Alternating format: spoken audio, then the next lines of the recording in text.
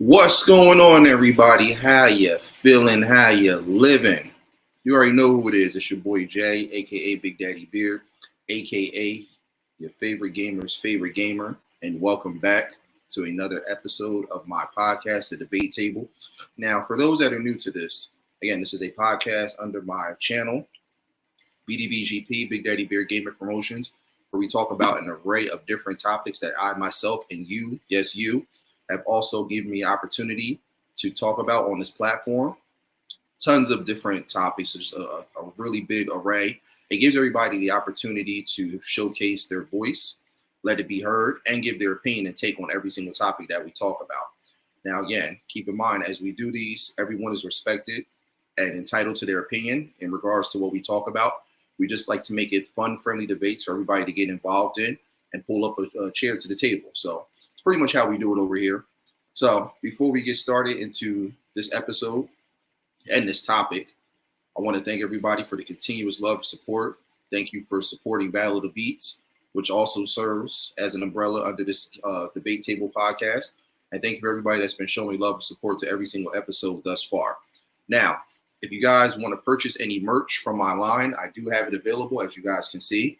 There's the logo. If you guys are interested in anything, let me know. I got hats, shirts, anything that you guys want on any type of merch, hit me up. Let me know. I can get it printed and shipped out to me. I got you. Also, if you guys want to come up and actually talk and touch more on the topic, you can definitely do so. All you have to do is just click the link or just let me know in the live chat, and I'll drop the link for you for those that want to come up. Now, if you are going to come up, just make sure that you're in an area or a space that's secluded. Make sure that your Wi-Fi is intact, because it can cause like lagging and different types of issues of that sort. Make sure that you don't have other devices running that can cause any type of echo or feedback. And most importantly, you know, when coming up, be respectful of everybody in the live chat, vice versa as well. Now, if you don't want to come up, that's perfectly fine. But if you do, and if you don't necessarily want to be seen on camera, you can just switch it over to the avatar. However you want to do it. Again, I just like to make everybody comfortable when coming over here and vibing out with me and everybody else here. So feel free to do whatever. Or if you just want to stay within the live chat, you can do that as well. That's perfectly fine. Again, no pressure whatsoever. And pretty much that's it. So let's dive into it. Let's have some fun. Now, this one won't be as long as some of the other ones, because, you know, a lot of people, you know, are telling me that, you know, they want me to keep it under a certain time frame and stuff like that. So I'm going to try to do the best I can, unless, you know, we really get deep into it. But again, you know, for those missing it, you can always come back and catch the replay too. There's nothing wrong with missing live streams or whatever. If you're able to catch the replay, that means just as much to me as you being in the live. But yeah, before we do that too, let me start welcoming everybody in. What's going on, Charlene? How you feeling? How you living? Welcome in. Appreciate you coming through. Frugal Mama, how you feeling? How you living? Welcome in. Appreciate it. Got my mom in the building. What's going on, Mama? How you feeling? How you living? Welcome in. My cousin Travis, aka Merge Baby, who will be on this upcoming episode of Battle of the Beats, episode 3. He'll be facing off against a good friend of mine, who's also his friend as well. He goes by the name of Zach, aka your boy Yogi. So everybody save the date and the time for that. That's going to be Sunday, March 5th, 8 p.m. Eastern Standard Time. It's going to be a really good one. So make sure you tune in. Tell a friend to tell a friend. What's going on, PMC, my boy? How you feeling? How you living? Welcome in. Appreciate you coming through. Look at the fro. Yeah.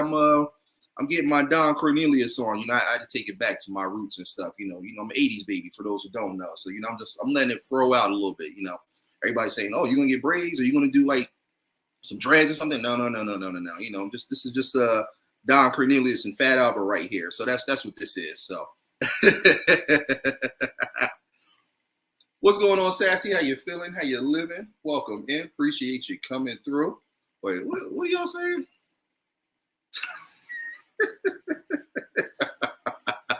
Really? The Craig Mack? That's how you feel? Oh my God. Here y'all go with the jokes. Come on, bring it in. Soul Fro. Oh, I like that. Solid, brother. Solid. I'm rocking it, right? Thank y'all.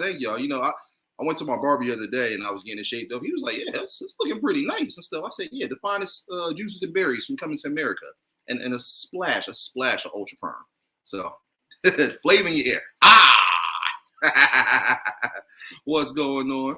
Infinite Wellness and Coaching. How you feeling? How you living? Welcome in. If you guys didn't get a chance to, go over to Charlene Hill's channel, Conscious Business and Opportunities. I got a chance to do a Q&A interview with her. Really, really dope. So big shout out to her. Shout out to the Leo gang. Oh, just the man I wanted to see. There he is. What's going on, War? How you feeling? How you living? Welcome in. Appreciate you coming through. Team Mufasa over here. Oh yeah. We're going to get into that later on. It's going to be a little side debate, but we definitely going to get into that. But yeah, appreciate y'all coming through. So let's get into tonight's topic. So as you guys know, there are tons of computer animated studio companies out there. It's becoming like a really, really big thing.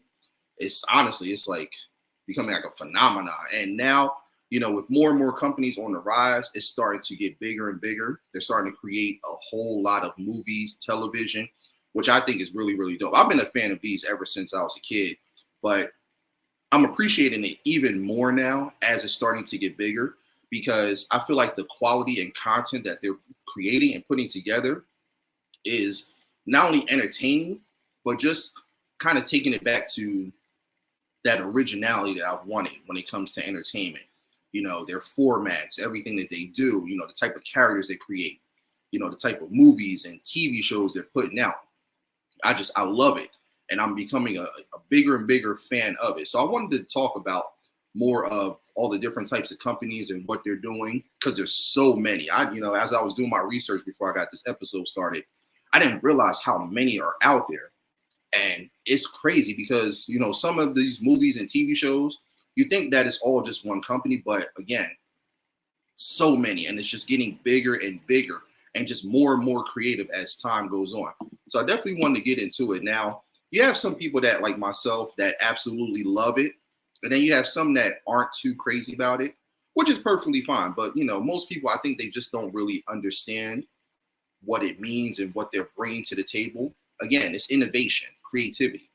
To me, those are the biggest things. Those are the most meaningful, because now we live in a society now where everything is just like recycled, and everything is just being copied and duplicated. And it's just like, I can't stand it.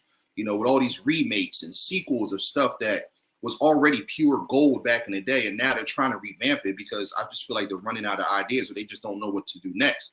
Or I guess maybe what they're trying to do is, you know, get today's generation to kind of tap into their inner child with some of this stuff, which is perfectly fine. But it's like, if you are going to do it, make it interesting, or better yet, just bring something different to the table instead of trying to bring back something which was already perfect and just didn't need to be touched. It's like King Midas' gold.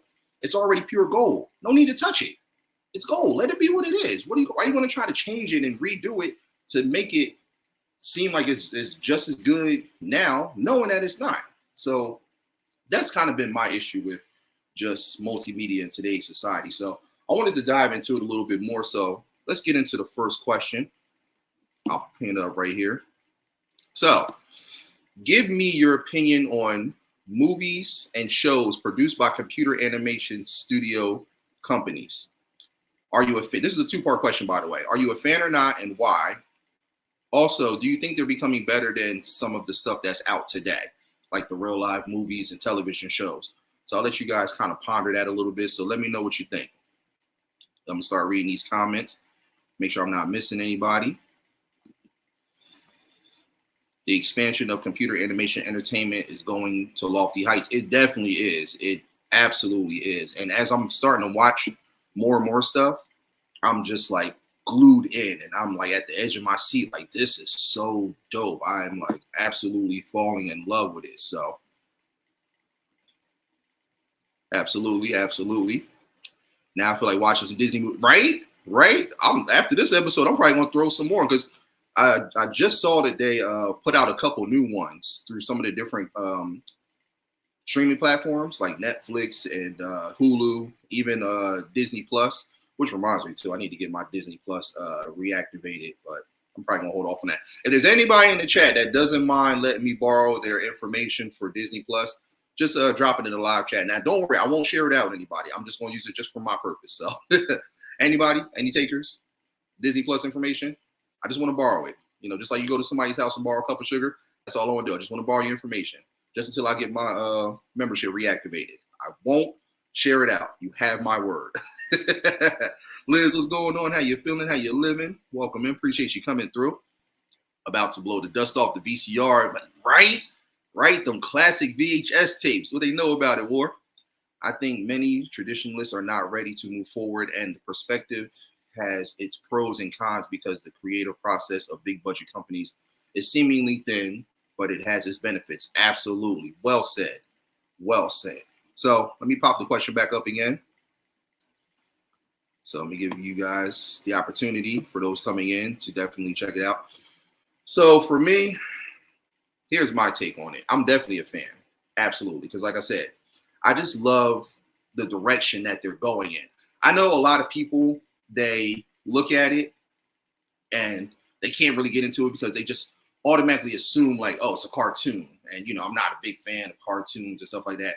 Maybe back in the day when I was a kid and stuff like that. So I understand it because I remember I was talking to my mom about it. And she was saying there's just so many of them. And like, there was a few that she watched that she was like, they were cool. But for the most part, I know like she just wasn't a really big fan of some of these newer ones that are out. And I'm like, well, I can understand you not really enjoying it because it's not your cup of tea, but you have to really look at it for what it is. It's bringing back pure entertainment.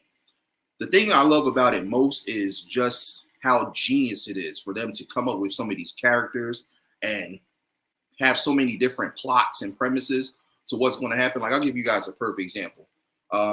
Recently when my lady was in town, we were watching, what was it? The most recent Despicable Me. It was the Minions, The Rise of Gru. And that one was about Gru's upcoming, for those who've ever seen it. And so there was this team that he was admiring. It was this team of villains.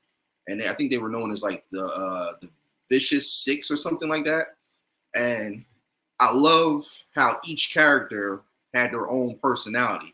And just the names behind the characters is really dope. Like they had this one, it was like this female nun, and she had nunchucks, but they named her Nun-Chuck.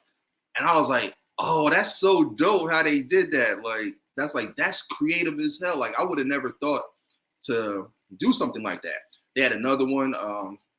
She had like the afro and stuff like that with the old retro 80s outfit on. And like with the disco and stuff like that. Her name was Bell Bottom. Again, clever. I love that. They had another one who was named after the martial artist, Jean-Claude, but he had like a hand as like a lobster claw. And so it was Jean Claw. And I was like, it's so dope. So that's what I mean right there. It's just like very, very innovative, very creative, different, original. And that's what I want. I wanted to go back to that era, So I'm definitely a fan. All right, hold on. Let me just read what everybody's saying. All right, make sure I'm not missing nobody. Which cartoons are you talking about? I don't fully understand the topic. Break it down for me. I'm feeling very old school now. So I'm talking about stuff like Toy Story, Mom. Toy Story, Finding Nemo. All of those computer animated companies, not like the actual cartoons like Mickey Mouse and stuff like that. I'm talking about the ones where it almost seems like a cartoon, but it's computer animated. So the best example I could give you is stuff like Toy Story. I know you're a big fan of that. So that's what I'm talking about. I'm talking about companies that make those type of movies. Frozen, Shrek. Let me see. Tangled, which was the story about like Rapunzel. So movies and TV shows of that caliber. The Croods, which is about the caveman, stuff like that. I'm a fan because I feel like if we don't progress, the mother of all inventions, aka necessity, doesn't show itself going forward, and that's imperative. But movies today won't stand the test of time. Absolutely.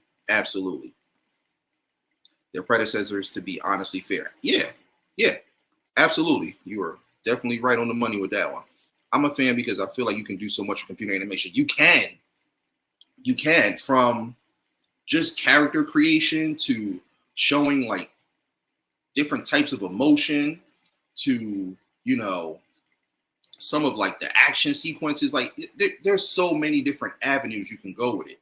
But for me, just their art of storytelling is just so amazing. And like I said, there's so many of them, but as I'm watching them, I can never get tired of it, and that's what's going to help me kind of dive into the next question that I bring up. But I just like how they keep it interesting, even like with, for example, another great movie, Sing. I don't know if you guys remember that or not. They just did a sequel not too long ago, and that was amazing with the different characters, like all the different farm and zoo animals singing. Like it was different musicians and artists and stuff like that, and how they were putting on little talent shows and stuff. Dope, and you fell in love with these characters. So that's what I love about it. What's going on, Global Tutor Academy? How you feeling? How you living? Welcome in. Appreciate you coming through. Graphics have upgraded and become more realistic, but for old movies, they didn't need to draw you with overdone graphic design because movies had story and substance at a balanced level. Absolutely. Absolutely. I prefer old school Disney rather than new. Really? Okay. Honestly, I like both. Again, I just like to see stuff that's different. I like stuff that's going to keep me engaged and keep me interested. Like, oh, okay, I definitely got to go check that out. Like even right now, I just heard that they announced sequels for Zootopia, which was another good movie. They're doing another Frozen. And if I'm not mistaken, there's one other movie that they're doing. I'm trying to remember what was the announcement for. But I know those two definitely. But again, like I just love how it's just getting better and better. It's not like it started off great and it got worse. It's just getting more and more innovative, more and more entertaining. Like it gives me something to go to the movies or stay home and look forward to actually watching. You know what I'm saying? So that's what it is for me. Pixar is good, but I think Illumination is cool. I love the Minions. Oh yeah, the Minions are dope. Just that whole franchise with Despicable Me is just absolutely dope. I love it. I watched Strange World on Disney Plus. Great animation and graphics. Oh, okay. I heard of that. Yeah, that's what I'm saying. I need to get Disney Plus back because they got so much stuff on there that I want to watch. So I'm absolutely tuned with that. What's going on, XGA? What's up? How you feeling? How you living? Welcome, man. Appreciate you coming through. 3D TVs definitely give that immersive feel with these films in recent times. Yes. Well said. Old school all the way. Okay. Shy, what's going on? How you feeling? How you living? Welcome in. Appreciate you coming through. Sucks that 3D TVs are so hard to find now. Really? I don't think they are. You just gotta really like search and look for it. But all right. So for those coming in, we're talking about the world of computer animation studio companies. So I'm going to actually go over some of the different ones so that you guys know exactly what I'm referring to. And I'll give you some of the rundown of some of the movies that are on those companies. But here's the first question for those coming in. And I actually forgot to answer the second part of this. So give your opinion on movies and shows produced by computer animation studio companies. Are you a fan or not? And why? Also, do you think they're becoming better than some of the stuff that's out today? And tell me why. Now, as you guys are dissecting that, I'm going to go over some of the different ones. Some of the, popular ones, some of the more unknown ones, so you guys have an idea. So just bear with me. So you have different ones. So here's the list. Animal Logic, which has made the movies Happy Feet, Legends of the Guardians, The Owls of Ga'Hoole, Walking with Dinosaurs, the Lego movie. You got Aardman Animations, which made Flushed Away and Arthur's Christmas. Big Idea Entertainment, which made Jonah, a Veggie's Tale movie. The Pirates Who Don't Do Anything, a Veggie's Tale movie. So I guess that's the sequel. You got Bronze Studios, which made The Addams Family and The Willoughbys. That was a really good movie too, The Willoughbys. Blue Sky Studios, which made Ice Age, Robots, Horton Hears a Who, Rio, Epic, and the Peanuts movie, another classic. DNA Productions, Jimmy Neutron, Boy Genius, Santa versus the Snowman, and The Ant Bully. You have DNEG, which made Ron's Gone Wrong. I haven't seen that one. I never even heard of that one. So that's more of an unknown one. And then, of course, you got DreamWorks. You guys know Shrek, Shark Tale, Madagascar, Over the Hedge, B-Movie, which is my lady's favorite movie. She loves that movie to death. Kung Fu Panda, Monsters vs. Aliens, How to Train Your Dragon, Rise of the Guardians, Croods, Trolls, which was also good too. Very similar to Sing, but they did a good job with that. I like that. And Boss Baby. I've been meaning to watch that because I heard that was really good. Image Movers, which made Polar Express, Monster House, Beowulf, Christmas Carol, and Mars Needs Moms. So that's one that's kind of new to me right there. Illumination, Despicable Me, The Lorax, Minions, The Secret Life of Pets. That's another one I was thinking about too. That was good. The sequel, I wasn't too crazy about that one, but the first one was really, really good. Sing, The Grinch, Industrial Light and Magic, which made Rango and Strange Magic. Rango I did see, and that was good. Pacific Data Images, which includes Ants, Shrek 1 and 2, Madagascar, Megamind. Megamind was good. And Peabody and Sherman, another classic. I'm so glad they revamped that and made that into an animated movie. That was really dope. A computer animated one.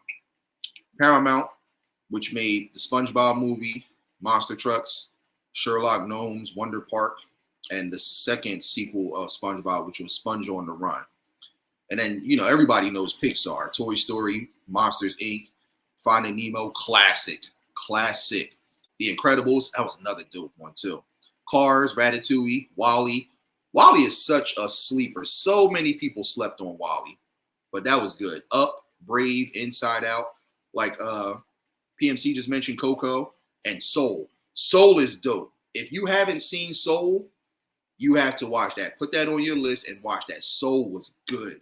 So good. Rainmaker Studios, which includes Escape from Planet Earth and Ratchet and Clank. I did see Ratchet and Clank, and I like that one too. Real FX Animation Studios, Freebirds and the Book of Life, also very dope. Wizard Animation, Snow Queen, Sheep and Wolves. I've never heard of them. Shirogumi, which is Friends, Monoke, Shima no Naki, Stand By Me, Doraemon, Dragon Quest, Your Story. Yeah, that's one I never heard of, but sounds interesting though. Sky Animation, which is Luck and Spellbound. Now, those apparently are upcoming films that are going to be dropping soon. Square Pictures, Final Fantasy, The Spirits Within. I haven't seen it, but I heard good things about it. Sony Pictures, which is Cloudy with a Chance of Meatballs, very dope. Hotel Transylvania, dope. Spider-Man Into the Spider-Verse. I cannot wait until they do those next two for that Spider-Man. Oh my God, I'm going to be front row for that with my shirt on, everything. And The Mitchells versus the Machines. That was good. And I didn't think that was going to be good, but I watched that and I was cracking up. I loved how they did that movie. Sony Pictures ImageWorks, which is Angry Birds movie, which is good. Over the Moon. Triggerfish Animation Studios, which includes Zambezia and Kumba. I've heard of Kumba, but I don't know about the first one though. But I never heard of Triggerfish though. Vanguard, which includes Valiant and Space Chimps. I did hear of Space Chimps. Walt Disney Animation Studios, obviously, which is Big Hero 6, like you mentioned. Wreck-It Ralph, Chicken Little, Bolt, Tangled, Frozen, Zootopia, Moana. Moana was very good. And Encanto. That's one I got to see. Warner Animation Group, which made the Lego movie. Those Lego movies are really dope. I love those. Storks, Lego Batman movie, Smallfoot, and Scoob. I didn't see Scoob yet, but that's on my list. And then this last one, Weta Digital, I never heard of them, but they made The Adventures of Tintin. So see how many different ones there are? And there's more than that. That's just some of the more popular big name ones right there. So let me see what everybody is saying. All right, so let me see. So Liz said, whatever happened to the drive-in theaters? Believe it or not, Liz, they actually still have them. When I went to go visit my lady for the first time out west, she actually took me to a drive-in movie. We went to see the Batman, the most recent one that came out, and it was actually dope. It had that same type of like feel and vibe like you would see like in the 50s and stuff. It was really, really dope. It was just kind of hard to see it because the Batman movie, it was, because that was the more like eerie, dark one. So the screen was so dark and we couldn't really see it. And then like it was dope because you had to turn to the radio station and you would be able to hear the movie through the radio as you're watching on the screen. So it was still dope just to be able to experience that. But I think they could have did a better job with like the projector and making it look a little bit more brighter because it was really hard to see. Like we were sitting there for about 3 hours like, What is going on? That movie was it was all right. So I like computer animated films, but my favorite genre is horror. I wouldn't want to watch a computer animated version, although I do like some scary anime, but I don't think that counts. They do have a couple. They have a couple that kind of fall into horror, but they're more so like silly and goofy. But I mean, I would love to see like something of that caliber. See, and that's what I'm saying. Like, I'm pretty sure, like in the years to come, they're going to start doing stuff like that because, like I said, they're always looking for stuff to keep you engaged. That's what I'm saying. Like, their creativity level is out this world. I love it. It's like, what are they going to think of next that they haven't done? And it's a lot of stuff they're doing that is just very interesting. It just makes you want to learn more and watch more of the stuff as it starts to release. Rio was that. That was a good movie. Definitely a good movie. Our drive-in movie only plays super old movies. Oh, hey, ain't nothing wrong with that. There's nothing wrong with that. I like the movie Coco. Yeah, Coco was dope. Trolls had me. Yeah, yeah. Sing did too. I was like, yo, this is fly right here. Like, I love how they did that with the characters. Even the I'm trying to think who my favorite was from Trolls. I gotta remember again. I forgot their names. I haven't seen it in a while, but I'm gonna definitely watch that. Absolutely classic. Ooh, Soul versus Sing. I see where you're going with it, PMC. I like that. I like that. I gotta say Soul. Yeah, I gotta say that. You know, Sing was right there. It's like right there, but Soul was just different. That I've never really experienced anything like that.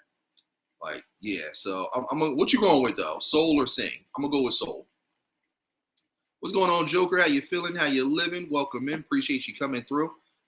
Puss in Boots. You know what? One of my boys was telling me to watch that.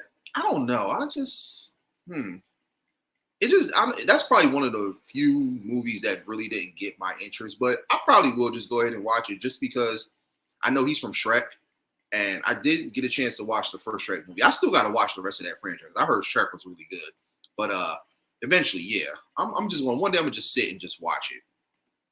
Wreck-It Ralph, yeah, classic, very good movie. Just because I'm a gamer, and that's right up my alley right there. So, what's good, Cowboy? How you feeling? How you living? Welcome in. Appreciate you coming through.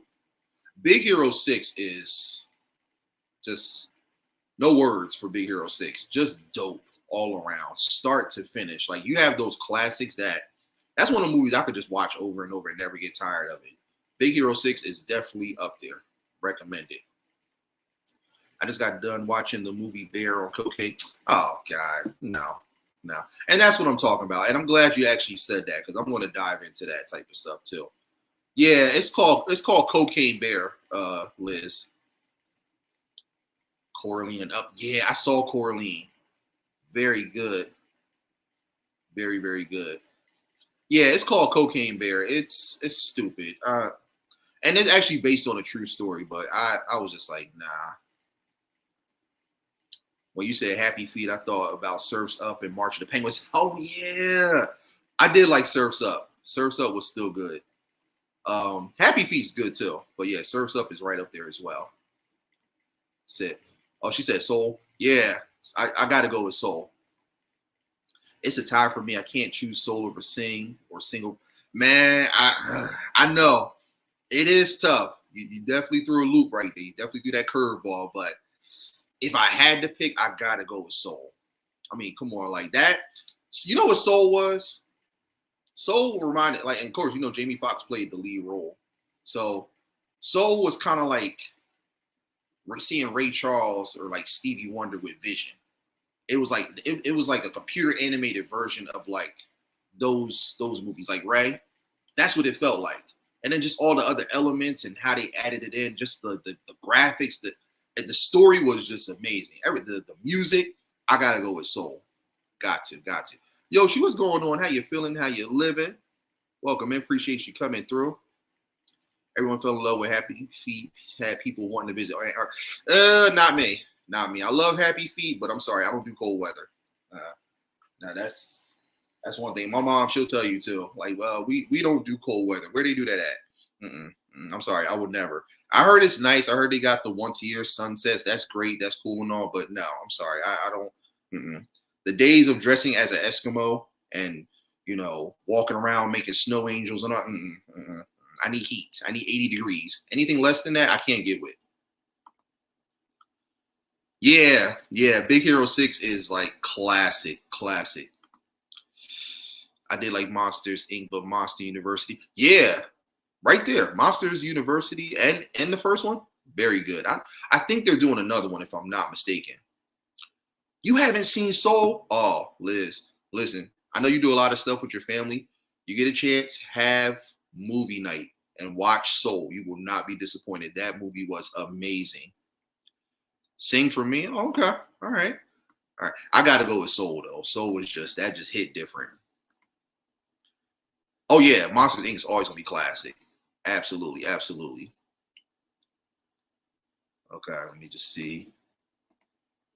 Oh, yeah. Yeah, hands down. But see, here's the thing, though. That's not computer animation, though. It is definitely one of my favorites. Definitely. Like, it's probably like, it's like number one, and then I put Toy Story, but it doesn't fall under what we're talking about, though. But yeah, I still love it, though. Absolutely. All right. You damn right I won't. Hey, look, when it 50 degrees, once it drops past that, no, we're not doing that. It's got to be 50 and higher. Anything less than that, or if it has a negative hyphen by it, I will not do it. No. Not this skin. Absolutely not. I need heat. I need to be sweating, not freezing. I don't like to do the talking like this and stuff. No, sorry. I can't get with the winter. Again, my last winter was maybe 2 years ago, and I will never look back. I already told everybody I know I will never go back to the cold. You couldn't pay me to go back to the cold. Absolutely not.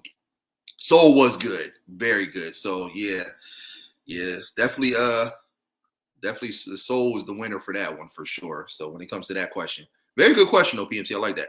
Would you like to see a live action Balto movie? Nah. I mean, it would probably be good, but no. See, that's the thing. When it comes to like some of these computer animated movies and they try to make it live action, I don't know. I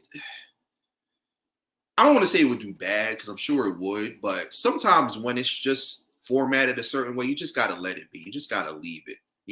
That's like them trying to what did they do? They recently did Lightyear, the Buzz Lightyear one. They kind of made that. Well, actually, that wasn't even live action. That was still kind of like computer animations, but they had me fooled. I really thought it was real life, but I don't know because Balto was great. So I don't know if I could see them going into that direction. Like if they are going to do that, it's got to be like damn good. But no, like certain stuff when it's already formatted a certain way, they gotta just let it be what it is. Like, and I won't be surprised if like some of these other producers try to take that and go live action with stuff. Nah, certain franchises, certain titles, just if it's meant to be live action, that's what it's meant to be. If it's meant to be computer animated, that's what everybody has to have their lane and just stay in it. There's no reason to merge it over. Like I don't like when they do that. Because to me, I just feel like they're running out of ideas when they do that. So 50 and higher is where thank you, War. Thank you. Over #overwinter, right? Exactly. Don't it's like the name of a video game, don't it? Overwinter. Super Mario. See? And this is where they messed up because they did Super Mario. They made that a live action, and it was terrible with 3 exclamation points at the end. Terrible. I wouldn't even watch it if it was free on these like streaming platforms. It was that bad. Now, if they go into the computer animation direction, which they should, and I don't know why they haven't. I think they are. This isn't the new one. That's what they were mentioning. They said the Super Mario movie is coming. So if they go in the same direction with all these other computer animated movies, absolutely, then it's going to be dope. But yeah, I don't know why they ever turned that into a live action with John Leguizamo. That was, oh my God, I cringed. I'm like, what the hell am I watching right now? It didn't even feel like Mario Brothers. It was just like an abomination. We had a snowball. I mean, we had a snow thunderstorm here last week. Woo! Stop! I cringe. No more snow talk. I don't do snow. I don't do winter. I don't do frost or bite or any of it. Oh God. And then it's funny because people hit me on my streams and stuff. They're like, "Yeah, BDB, it's freezing out here." I'm like, I can't help you. I'm sorry. It's 80 degrees here. I don't know what you want me to tell you. I mean, good luck. Just like, oh no, where they do that at? We don't. Winter doesn't exist here in Southern Florida, so we don't know what that is. If I go outside right now and tell people like, "Hey, you ever heard of that thing called winter?" They act like it's something like that's just been newly discovered. Winter, what's that? Do tell more. It's like, never mind. You don't want to know. So, yeah, love the anime. That live action was that was another one right there with that Mario Brothers live action. Like, why? Just let it be what it is. Leave it alone. So, absolutely. No, it was not. Stop it. Shy, stop. No, that you took the 93 live action. No, it was not. That was terrible. That was terrible. Oh my God. I screamed when I first saw that. I forgot who. One of my family members took me to see that, and I just sat there the whole time with just this like disgusted look on my face. Like, what the hell was that? No, it was not. That was terrible. Now, if you're talking about like the cartoon and stuff, the TV series, yeah, which they probably could have turned into like a computer animated thing, but absolutely not. How about American Tail? Would you like to see that as a live action? Not no. Not live action. Computer animated? Yeah, I could see that. But not no. Not live action. Some stuff, like I said, some stuff you just can't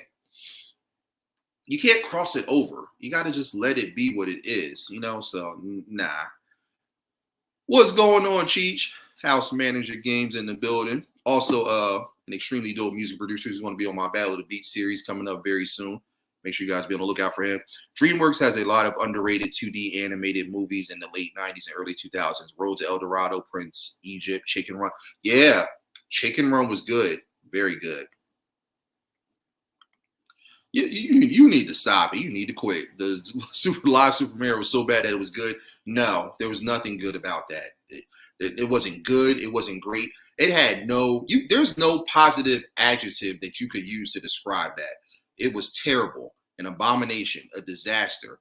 It was Armageddon-like. Like, whoever made that movie, honestly, like, should be like suffocated in their sleep. And I hate to say that, but that's how bad that was. Like, no, just end life after that. No. First off, why the hell are the Goombas? Now, keep in mind, y'all know the video game of Mario Brothers. The Goombas are like this big. Why do they got these weird-looking, tiny head, mutant-looking things and these all-black trench coats? And then King Koopa didn't even look like what is he supposed to be, like a dragon or something like that? He looked like a regular human being with spikes in his head. No, that's not Mario Brothers. I don't know what that was. That was not. War, thank you. Please tell her.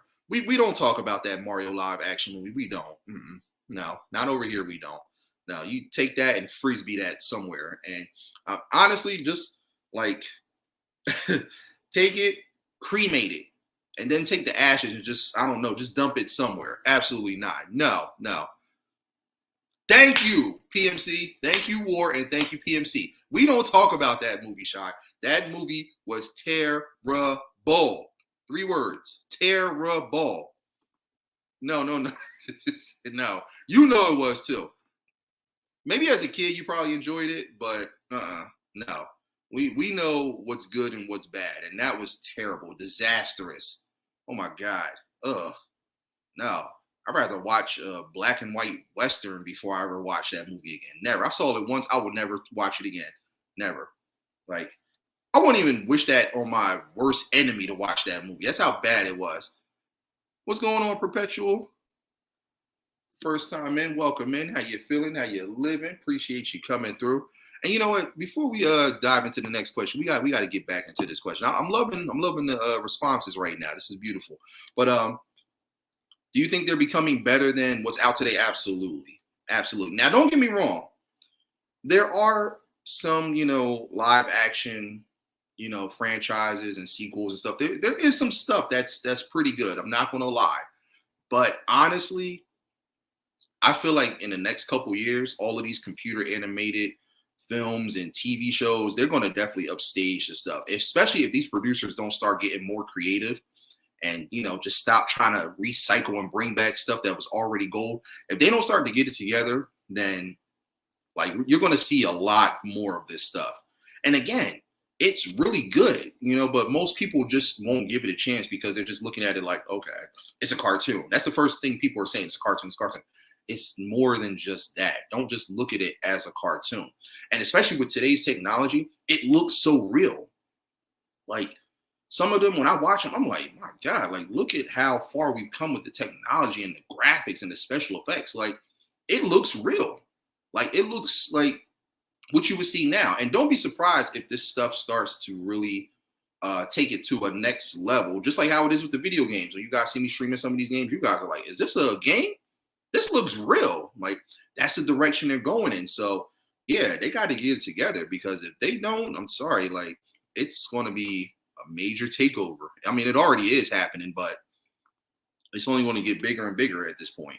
So, and before you know it, like a lot of these other companies, these that are making all this live action stuff, they're going to be out of business soon, or they're going to have to have no choice but to work for them and show them, and so they can show them how it's done. Let me see. All right, so.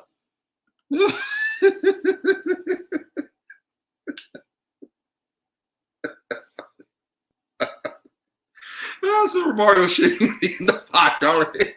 Hey, look, if it's in there, then you got to take it out and just destroy it. Like literally, just take it out, open it up, break it in half, and just leave it there and just walk out the store. Don't even buy anything. Honestly, even if they had a free bin, I would take it out of there and destroy it too. Like no. Again, you couldn't. I wouldn't even like watch that on those illegal movie channels and stuff. Those free apps and stuff that let you watch free movies. I wouldn't even watch it on there. That's how bad it is. And who's gonna pass up watching anything for free 99? Like, yeah, it's that bad. What they did to Toy Story 4 made me uncomfortable. Really? What? Elaborate. What do you mean? What do you mean? What did they do? Because I thought Toy Story 4 was great. Oh, thank you. Thank you. That's what it is. They're doing another Toy Story, which I'm not surprised by because, I mean, the way that one ended, it was great. And I mean, I thought that was going to be it, but I already kind of had a feeling like the way they were going, the trajectory. I knew they were going to come out with another one. So thank you. That's the other one. So they're doing Zootopia. They're doing another Frozen, and they're doing another Toy Story. But I mean, Toy Story is so dope that they could keep that going, honestly, because there's so many different characters and so many different directions they can go with it. So absolutely. Not gonna lie, the old school way of how they would draw the cartoons always was great to me. It is. It is. But even just like when you watch those behind the scenes of how they do it, and then how they add the computer effects to it, and they start to work on it on like on the MacBooks and like the PCs, it's really dope how they start to bring it together. But remember, they always start that stuff from just basic drawings. So, to go from that to where it is right now, to even like having like the action stars and the stunt people do like the different movements, and then they transfer that to the computers, it's really dope. I learned a lot of this when I went to college in New York. So just seeing that stuff and the transition is so dope. Very, very dope. Now, I prefer live movies over animated ones, although a lot of the live movies have so many effects. They do. But see, the thing is, a lot of it it doesn't look believable. It just looks so fake. And I'm actually getting ready to dive into that as well. You say you like that style too? Yeah. I like a bunch of different Disney movies. Oh yeah, me too. You and me both. You and me both. Yeah, what part? What part on Toy Story 4? Because I thought Toy Story 4 was great. I loved it. Especially what's that one character? Duke Kaboom. That was my guy right there. I think Keanu Reeves did the voice for his character, which was dope. Yeah.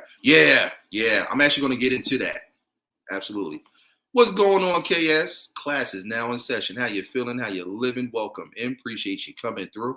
So for those coming in, we're diving into the topic of the world of computer animation studio companies. So here's question 1 before we dive into the next one. So you guys, for those coming in, definitely let me know what you think about that. Let me see. Okay, so you said just the CGI, the other movies were brilliant. They didn't need to mess with it like that. I don't think they did. Honestly, like I don't to me, I don't think they did anything different than what they did with the first three. Even like the little spin-offs, like the TV series and stuff like that that they had of it, the little short films. I don't think they changed anything. Not to me. I thought it was great, so definitely sad, to see Woody and Buzz, kind of part ways and stuff like that. But CGI wise, I didn't really see anything wrong with it. That's just me, but I don't know. So, but yeah, that's question one. Give your opinion on movies and shows produced by computer animation studio companies. Are you a fan of them or not, and why? And do you think they're becoming better than what's out today? And tell me why. Now, I wanted to highlight what somebody said. Oh, yeah, Ice Age. That I saw the first one. I haven't seen the rest of them. Just like Shrek, I need to go back and watch those other ones. But yeah, that's on my list. Shrek and Ice Age, definitely. But so I'm trying to remember who it was. You were saying something about oh yeah, so Shy, you were saying about the live movies have so many effects. So yeah, here's my thing with this, and this is why I feel like the computer animated stuff is becoming a lot better because honestly, a lot of the effects and the sequences and action that you see in some of these movies today, honestly, it's just like it's not believable. And I'll give you a really good example. Um, the Fast and Furious, they're doing another one. No surprise there. This is like what the 20th installment. Uh, I was watching the trailer for it, and I'm just like, come on, that stuff is not real. There was one scene um, where actually it was all one scene. So Vin Diesel, he's inside one of the hangars of one of those like helicopter things or whatever. So he comes zooming out, and his car lands on top of this like truck. So you mean to tell me now it's one of them big monster trucks. So you mean to tell me that his car is that strong that it could smash the whole entire truck down to like bits and pieces? Like, are you kidding me? I was like, that's not believable at all. Like, come on. It had to be what, like a Dodge Challenger or something like that. And I know they rev it up and they're strong and they have a lot of horsepower, but I was just like, that's not believable. And then this is what really pissed me off, and this is why I'm done with Fast and Furious because I haven't seen it since the one with Paul Walker, that tribute that they did, which was really good. After that, that's when it just was terrible. But there's a scene in the trailer where it's these two helicopters coming at Vin Diesel as he's driving. They have those winches that they shoot at his car, and it locks his car in. So now he's suspended in the air. You mean to tell me this man can switch gears and stuff into, I don't know what, he must have went into like third or fourth gear. He's able to go into third or fourth gear, rev the car up, and speed forward and land back on the street. And the car is that strong that it's able to bring both those helicopters together to collide and explode. Stop. That's not believable. Like, come on. I was so pissed. I was like, you can't be serious with that. So dumb. So I was just like, it pissed me off. So let me see what y'all said. Live action film adaptation of the animated originals are hit or miss. They definitely are. But I was just like, come on, like it's not really. Fast and Furious going to keep going until the whole cast is they, man, and even now, like this is how you know it's not realistic anymore. What was the spinoff they had? What was it, Hobbs and Shaw, when they were fighting Idris Elba, and Idris Elba's a super soldier. So okay, last time I checked, isn't that supposed to be real life? So now all of a sudden you're able to create super soldiers. How did it go from street racing to now being able to fight super soldiers and race cars into space and go underwater? I'm like, come on, that's not original. And yeah, all the action might be great and everything like that. It looks amazing when you go see it in 3D and IMAX, but it's like, that's not realistic. Stop. No. Like, come on. Oh, I cringe. I cringe so much watching that trailer. I was just like, why? Even like the names, like if you get more creative with the names of it, how many times they're going to keep using Fast and Furious in it? Like, what is it now? Oh my God, PFC, get out my head, because that is exactly what I was thinking. Like, for real. Like, what is it now? So Well, this one is Fast X. So what's the next one going to be? I'm too furious to go fast. Fastly furious, furiously fast. Um, I can't go fast anymore, so now I'm furious. Like, stop. You got to just know when to just end it. You got to know when to just say no. They should have just ended it after the Paul Walker one. That was it. So that's what I'm talking about, and that's kind of leading into my next question. So I just want to see what everybody's saying before I dive into that. Uh, it's my childhood, part of my parent life. Toy Story got major play time. Oh yeah, absolutely, without a doubt. I think that's why I can't watch live movies now. Too. Yeah, yo, War, they are going so OD with the CGI. It's like it doesn't make any sense. And even like, again, I got to go back to Fast and Furious. Towards the end of that trailer of this most recent one that's going to come out, they got what was it? The girl Michelle Rodriguez and Charlize Theron. They got them fighting. Now Charlize Theron, they didn't put her in one of them time chambers and stuff, and now she's got super soldier capability. Because I'm like, how is she able to kick Michelle Rodriguez all the way on the other side of the room and stuff? I'm like, come on. No. Like, see, that's when you know stuff just needs to come to a halt. You got to just stop it. So, Fast and Furious 100 assisted living. I would not be surprised by that. I would not be shocked. What's going on, RBT? How you feeling? How you living? Welcome in. Appreciate you coming through.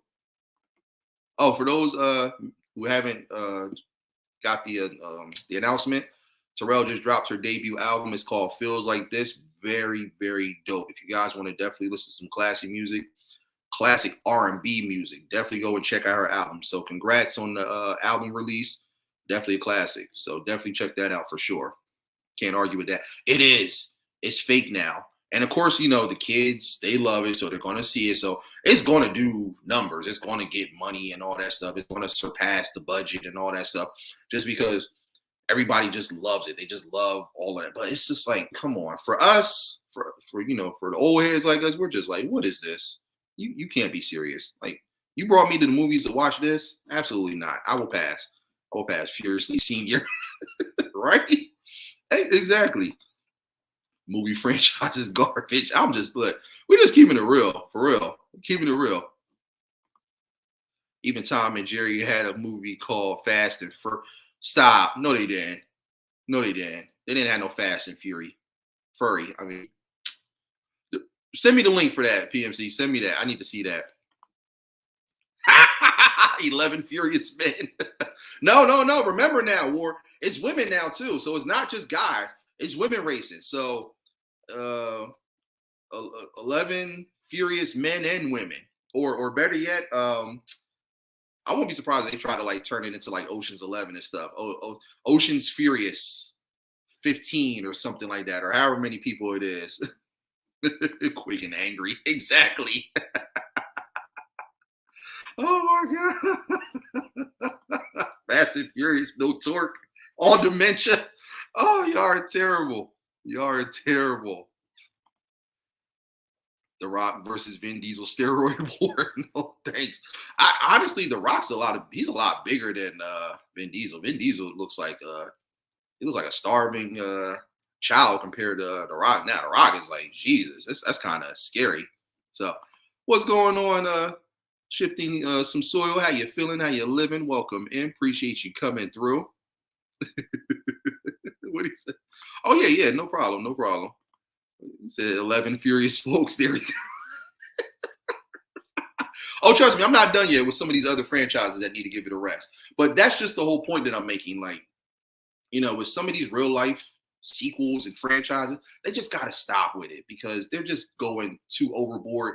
And it's just starting to lose interest. Now it's just like people are starting to agree with me more. They're like, you know, why are they still keeping this going? Like, it's just, you got to just call it quits. So again, here's my first question before I get into the second one.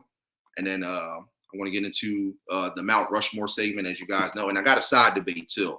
Got a bone to pick with my boy War. So again, here's question one before we get into the second one. Give your opinion on movies and shows produced by computer animation studio companies. Are you a fan or not, and why? And also, do you think they're becoming better than what's out today? And also tell me why. So that's the first question right there. All right. So take some time for those coming in to kind of think about that one and give your take on it. And we're going to get into the oh, that's the link for it. Okay, yeah, I gotta check that out. I'm not surprised by that either. I just think I find that very hard to believe, but I'm definitely gonna check that out for sure though. 11 gender neutral humans who are slightly grumpy. We're too old to go fast, so now we're all furious. You see them just sitting there on the on their front lawn and stuff, and their on their porch and whatnot. All those luxurious, exotic cars in front of them, they just rocking back and forth. Just, if only I could get in there and drive. Yeah. I'm just as furious as you are. So I can imagine it. Oh, that is too funny. That's too funny. So, all right. So that's the first question there. All right. So here's question 2, which kind of goes into what I was talking about earlier. Do you think do you think TV and film producers should start taking notes from these companies on how to create better content instead of just resorting to just remakes, sequels, and spinoffs? Yes or no, and tell me why. So I kind of already dove into it a little bit, but I think they definitely need to, because again, it's just like to keep trying to recycle stuff that's already great, that's already amazing, that's already classic. It doesn't make any sense. Like after a while, you're going to start to run out of ideas, and now you're going to have no choice but to go back to just being creative and original. Oh yeah, no problem, no problem. So for me, yeah, you definitely gotta they gotta really just sit down and stop just throwing anything out there just to say, okay, we got something and that's it. Just because I feel like it's all about the money now. See, back then, they were the reason why these movies and these TV shows were so great is because it wasn't all about the money. They were doing it because they loved it and they wanted to entertain people. And because of it, they were able to generate more money than they ever expected. Now it's just like they're just putting whatever out just to say, okay, here you go, enjoy. But it's not enjoyable. And now because of it, they're starting to get a lot of bad reviews. They're getting bad ratings. Of course, companies are starting to shut down. Like a lot of these actors, actresses, they don't want to even they don't even want to like associate with them. They're starting to cut ties with these companies. Like I'll give you a perfect example. That atrocity that recently just came out, that Black Adam with The Rock. He cut ties with the company that made that movie. I think, what was it, DC or one of them? Yeah, he cut ties with them because of how bad that movie did. And if you guys noticed, it quickly went to the streaming platforms like within a week. It was that bad. I don't even think it passed the budget. Because if I'm not mistaken, I saw it on HBO Max. I still haven't watched it. I'm not going to watch it because it just looks corny. Like, okay, yeah, you got a bunch of crazy action sequences. Oh, it looks amazing and this and that. But again, the story is boring. The character creation is also boring. Like you basically made The Rock indestructible. Nothing can touch him. So I'm going to sit here for like an hour or 2 hours and watch this. I'm watching someone who basically is immortal and can't be beat. There's nothing fun about that. Like, nah, moving on. So I can't get with it. I cannot. So what's going on, Joe? How you feeling? How you living? Welcome in. Appreciate you coming through. Okay. Another Teenage Mutant Ninja Turtles movies coming out this summer. I remember how sad and shocked my brother was to find out there were so movies that were remakes. Okay, well, here's the thing with the Ninja Turtles. That's actually not really a remake. What they've done, and I actually give them credit, is they're going back to how they should have done it. Because if you ever read the comics, like so that first one, for example, the first movie, that's how they really are. The sizes and how big they are and how they look. See, don't get me wrong, I love the old 90s movie, the VHS, Ninja Turtles 1 and 2. I love them. The third one I wasn't too crazy about, but I love those first two. But my problem with those is that they made them too goofy. They made them too silly. I love how they did it now because they went back to the essence of how they were. Like Raphael is not the same size as all of them. Like if you guys know the comics and everything like that, and you really study Ninja Turtle, Raphael is like the biggest, and like he's like a dude fresh out of prison. Like he's really stocky and big. Donatello's a little more frail and agile. Michelangelo, he's like short but still buff. Leonardo's kind of like in between Leonardo and Raphael. I mean, I'm sorry, Michelangelo and Raphael. So they did it right. Remember, they're not all the same color either. That was another thing that used to piss me off too. They made them the same color. And these movies that they've done now, they all look different. You can tell who's who. So I applaud them for doing that. So yeah, I'm definitely looking forward to the next one. The second one, it was cool. There's a couple things they could have took away from some of the silliness, but at least they didn't like overload it with too much goofiness. Like those older movies, they were way too goofy. It was like I can't even take them seriously. So I love the direction that they went in with that. So let me see. Yeah, I agree with you. Should make new stuff like Coming to America. Yes, it was. Yes, it was. That was another one I did not bother to watch.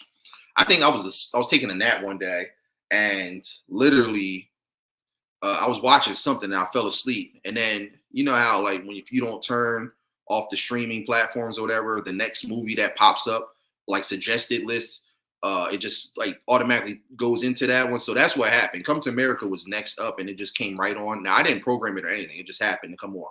And you know how you like you kind of sleep on and off. So I'm taking like an on and off nap so I can kind of hear it, but I'm not watching it. And literally for those first 15, 20 minutes, I did not laugh. I think I only chuckled maybe one time in that whole entire movie. And it was at the part towards the end. Because I literally woke up when the ending credits started rolling. And it was when they brought out Randy Watson and they brought all the people and everybody started dancing and stuff. And he was singing that song. He was doing his own rendition of that song, We Are Family. He was like, we are family. Mm-mm-mm. I got sexual chocolate with me. I ain't gonna lie. I did kind of laugh because I wasn't expecting that. That was funny. But other than that, no, terrible. Again, Coming to America 2 goes into the same garbage box and bin as that atrocity Super Mario Brothers movie, that live action one. What's going on, Twin? Oh, I'm sorry, Tiny Twist, Resin Creations. How you feeling? How you living? Welcome, man. Appreciate you coming through. If you're new to the channel, welcome in, welcome in. Okay, so yeah, but those movies were terrible. Most definitely, every time I see the same thing remade again, I'm like, why does it need exactly? We don't need it. And again, I'm gonna give you a couple more examples of franchises that keep going and they need to stop because they're just literally just running out of ideas. Scream, I don't know why that's still going. Like, enough already. How many more movies you gonna do? And now they did a TV series. Why? It's always the same thing. If you think about it, every single killer in Scream is related somehow. Somebody's either it's their brother, it's the sister, it's the cousin, it's the long lost mother or father, or it's an adopted kid and stuff like that. It's literally the same thing over and over. Everybody gets killed. Towards the end, they reveal who it is on some Scooby-Doo type nonsense. And then, of course, that one person comes in with the gun, shoots them about 5 or 6 times. They fall, and then they say that same line. Oh, careful! You know, they say that the killer always comes back. And of course, by some divine magic, they wake back up. They come running at them full speed with the knife until somebody shoots them in the head, and then that's it. It's the same damn thing. I had to go Jamaican on you one time. The same damn thing. Enough already. Why? They're doing another Scream. And then here's what's confusing because they just keep titling it Scream. It's not even like they're changing up the title. These last 2 movies that just came out, now I heard they're doing another one. It's just titled Scream. Like, huh? Come on. Go back to the drawing board. It's insane. I can't stand it. Hold on. Let me get to these comments. Take notes on how to create better content because serving remakes would prove a point how Hollywood minds can think diverse and outside of the box to deliver a conceptual idea that's actually fresh. Exactly. Just go to the drawing board and just think. That's why you have those boardrooms, those committees full of like 10, 20 people. And all you can come up with is just, oh yeah, hey, let's remake Coming to America. Let's remake Scream. Oh, another one. Let's remake Jurassic Park. Why? Or better yet, let's not remake it. Let's keep it going and just keep adding more to it because everybody loves the special effects. So let's do that. Jurassic Park's another one. And I love Jurassic Park. But what the hell? How many more different dinosaurs can you reveal? And see, now it's getting to the point where they done started cross-referencing different animals and stuff with these dinosaurs. What was the most recent one they had? They found a way to take a whale, a shark, and a Tyrannosaurus and put that all into one. They call it a Great Whaleosaurus Rex. Why? Why? And of course, it's the same thing. It's some new park or some new attraction that gets everybody coming in. They go there, they have a good time, they get to see all the dinosaurs and interact, they're having fun. It's that one dinosaur that just gets tired of feeling like a museum exhibit. He breaks out or she breaks out. They start terrorizing everything, and then it's up to all the scientists and everything to figure out how to stop them, all while trying to survive and stuff like that. It's just like, enough. It's the same damn thing over and over. Enough.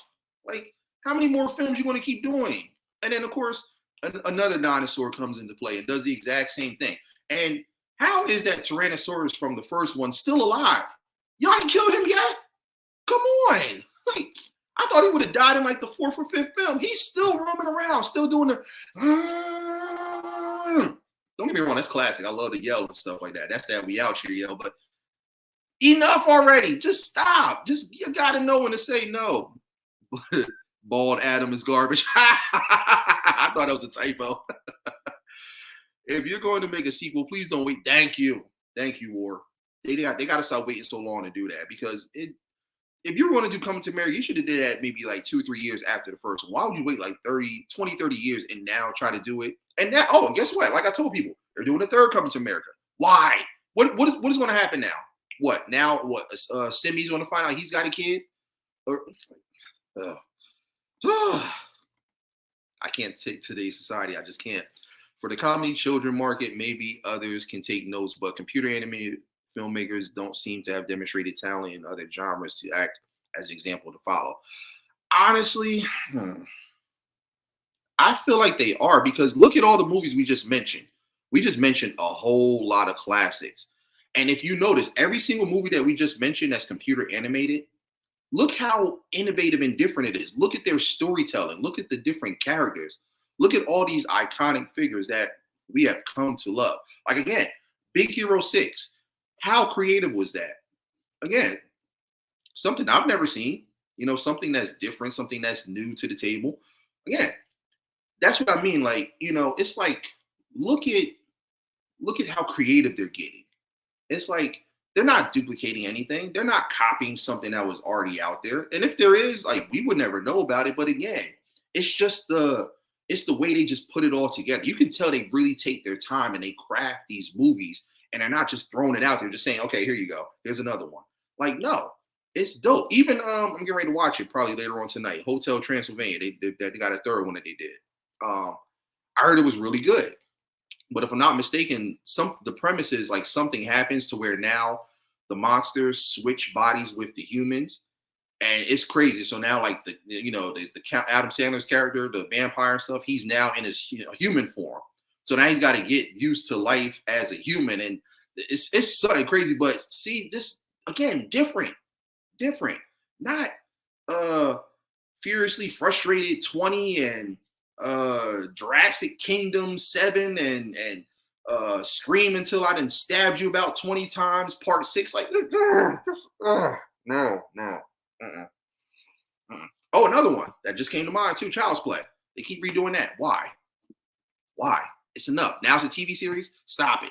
Even now, I heard they're going to do another Nightmare on Elm Street. After they just did that Abomination with that one, like, come on, no one's ever going to take Freddie England's spot. Not Freddie England. Robert England. No one's going to take his spot. You can't. This dude that was recently in it, the remake, terrible. Now they're doing another one. Why?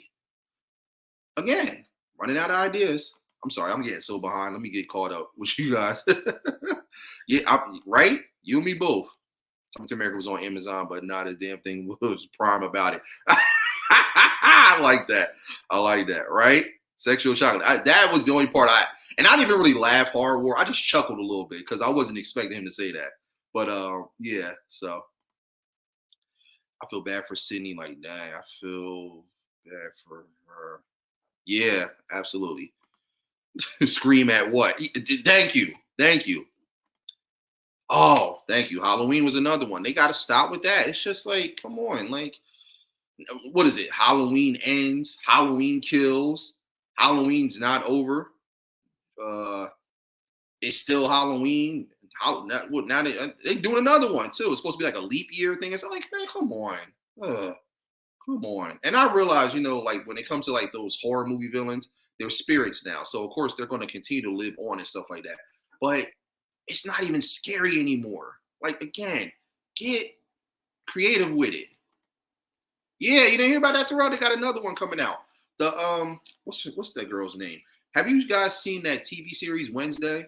That was really good too, by the way. The Addams Family spinoff with Wednesday, where she goes to the school, and it's kind of almost like Harry Potter in a sense, but it was very good. They did a good job on that. But I forgot her name. But yeah, it's going to be a new Scream film with her in it. Scream is a bumbleclot, right? Absolutely. Michael Myers should have been chasing Laurie with a walker after 15 plus years. Yeah. And even like that, like, don't get me wrong, Jamie Lee Curtis is a great actress, but like, how many more? Like, I'm pretty sure she was in that those board meetings. Like, all right, that's enough. Like, I'm getting tired of Mike. Like, hey, like, can I just relax? Even the girl from Scream and stuff. What's her name? Oh yeah, Sydney. Because I was kind of confused when you said that. Nev Campbell. Like, how many more times? Like, she ain't even screaming no more. She just kind of like, when they get on the phone and stuff, and they be like, "Hello, Sydney." She's like, "Man, look, what do you want this time?" Like, hey, did I put a bullet through your head in the last 3 movies? Like, yeah, it's not the same person now. It's just like, yeah, let me guess, you're my 5th cousin from that recent cookout. Yeah, the one that yeah, you came in there and you were acting a fool and stuff like that. They had to remove you because you was like, sticking your finger in everybody's plate. Oh yeah, it's you. Like, it's just, come on. It's like, why? Jurassic World films did over $1 billion at the box. I know they did. I know, but again, like, if you notice with the most recent one, they're now taking other species and putting it into the dinosaurs, and now they're coming up with these weird looking Godzilla, King of the Monsters type things. It's just like, it's not creative. It's not. It was okay for maybe one movie, but now they're starting to do it with all the other ones. And it's just like, how many more times are we going to see that same T-Rex from the first one? How many times are we going to continue to keep seeing these same velociraptors? We know what they're capable of doing. Like, enough already. Just end it. You just, it's like how they used to say in those commercials and stuff, how they tell kids not to do drugs and stuff. Don't do drugs. When it comes to these remakes and these sequels that they need to give it a rest, just say no. Just stop it, kids. Stop. Enough's enough already. I can't take it no more. The Scream Killer gets shot with a military tank and still get up like the Undertaker. Exactly. Exactly. It don't make sense. The day after Halloween, right? or they're going to divide the word. They're going to do a 2-part movie, Hollow, and then the second one's going to be Lean. Guarantee they're going to do that. Or same thing with Fast and Furious. I guarantee the next one's going to be just fast, and then the next one's going to be furious. Like, stop already. Stop. Like, and now, supposedly, this Fast X is supposed to be the last one, or so they say. So I don't buy it. They're kind of, with these movies and stuff, they're kind of reminding me of when Jay-Z was doing his on and off retirement. Remember when he retired and then he took a break and then he came right back and then he was supposedly retired again? It's just, make your mind up. Look, you're either going to retire or you're going to keep doing it. But in this case, they just need to retire. Just stop it. It's over. Okay. On to the next thing. I'm telling you. And so this is why I can appreciate these computer animated films and TV shows so much more, because like I said, there's so many avenues and lanes that they can go in and keep you entertained and engaged and looking forward to it. I'll give you a really good example. When my lady came to visit me recently, I told her about this movie that I watched on Netflix. Some of you might have seen it, but it's called Intergalactic. It's that computer animated movie by Kid Cudi. Now, come to find out, it's actually a TV series, but they just formatted it to look like a movie. So like even though it goes by chapters, it's a movie. And I was watching and I was like, yo, this is dope. And you guys got to just watch it. If you get a chance, check it out. It's called Intergalactic.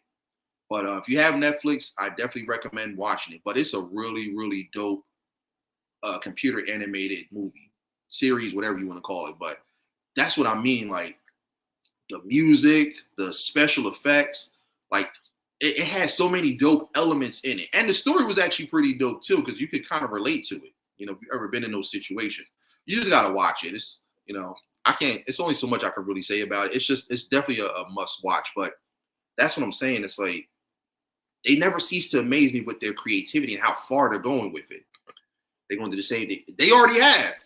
PMC, they're doing it with the Purge. I challenge you to a purge. Purge me. Purge them. Purge us all. Long live the purge. The purge still goes on like, oh God, give it a rest. Again, it started off great, but now they're just like just going like OD with it. It's just like enough. Like, how many more remakes are you going to keep coming up with? How many more spinoffs to these franchises are you going to keep doing? How many more sequels are you going to keep adding to stuff that you know just needs to no longer exist? It was great when it had its run, but like all good things, it has to eventually come to an end. So just let it be. And yes, just say no to the remakes. Say no. Don't even watch them. Because see, as long as people go and continue to keep supporting them, they're not going to stop. Until people just stop watching it or they just continue to keep giving it bad reviews, they're not going to stop with it. They're going to keep on going with it. It's just out this world. You never saw that one. Which one, Terrell? Which one are you talking about? Did you like any of the Star Wars? Okay, see, now Star Wars, again, just falls into that same category of like the computer animation stuff. There's so much to Star Wars. So I'm not disappointed by any of them, like the Mandalorian, Obi-Wan Kenobi. Like, there's so many different avenues and lanes they could take it because, again, there's so much with it. Like, I'm not disappointed. I love it. But see, it's one thing when you have something that you can create multiple stories with, like so many different universes and all that stuff like that. So no, with Star Wars, like again, that just kind of falls into like the superhero category, like, you know, with like Spider-Man, with X-Men. Because again, like you got to think about the comics, you got to think about the movies and the shows. There's so many different like levels they could take it to. And it's always interesting to learn about it and to see where they go with it. So no, I'm never going to be disappointed with that stuff. I'm talking about, again, like, you know, with Fast and Furious, with Scream, with Halloween, you know, with Chucky, with all these movies that, you know, were great back in the day, and they're trying to revamp it and bring it back. It's not the same. It's not the same. Again, and I've watched these remakes. Now, I'll give credit where credit is due. Especially like with horror, because horror is my second favorite genre next to comedy. There's probably only one remake that I saw that I thought was actually, they did a good job of it.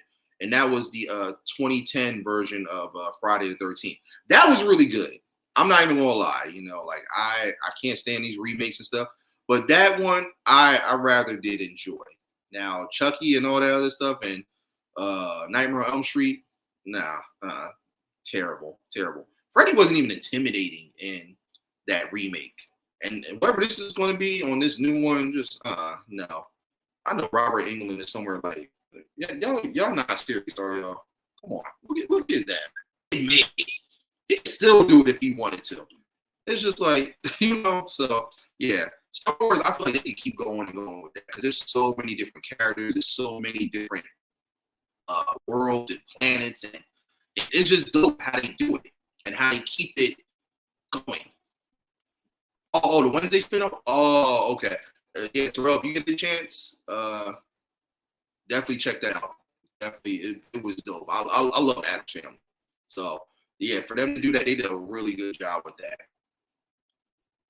So, yeah, that's another one, too. And they get ready to do another one. Like, it's just like, it makes me want to just pull my fro and my beard off at the same time. It's like, just take them both, like, enough. No more. Why? It's the same thing. It's the same damn thing. Always the same group of kids. They go on vacation. They go out to the place and stuff like that. They find mansion. Everything's great. They're having a good time, drinking, you know, getting busy, smoking, doing all the stuff they normally do. And there's always that one that wants to go wander off and stuff. Nobody needs to stay with everyone else. They go and wander off. They find that secret door. Next thing you know, Leatherface grab him up, like it's all half. It's the same thing. Now everybody goes missing. Before you know it, he busts out the scene. He's chasing everybody around, revving up the chain. It's just like, okay, enough already. Enough, Yeah. They're gonna run this stuff into the ground. They're gonna run it into a hole. It's just not. It's not entertaining anymore. So again, like the surge and the wave of these computer animated films and TV shows, even the superhero stuff, is going to be around because again, there's so many different adaptations and how creative it is. So that's the wave right now. All this other stuff, until they start getting more creative and really sitting down and really thinking of different ways to, come up with stuff that is just different and really, like PMC said, just thinking outside the box, it's just not going to be entertaining, and you're going to see how quickly this stuff goes to, DVD or Blu-ray or even like these streaming platforms. Now, again, like I said, there is some stuff that's out right now. There is some live action stuff that is pretty good. Not everything is completely terrible on TV because I don't watch a whole lot of TV like I used to, but there are some shows and some movies that I do give them credit. Like, for example, I recently saw what was that movie, Megan, with the little robotic girl. That was pretty good. That was good. The ending could have been a little bit better, but for the most part, though, that was really good. That kind of had me like, whoa, that's crazy. And reason why is because that's where we're headed right now. We're going into that technological world where you're going to start having androids walking around.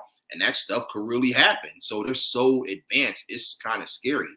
Even what was really good, horror movie wise. But again, the ending sucked.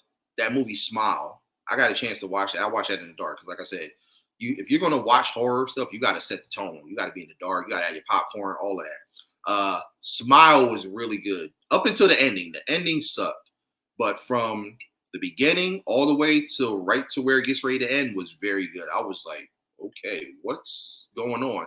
Because literally, like, all you see is just like the different people, just like they had this face, like, and that's creepy as hell. You're like, hey, you all right? You good? What's up?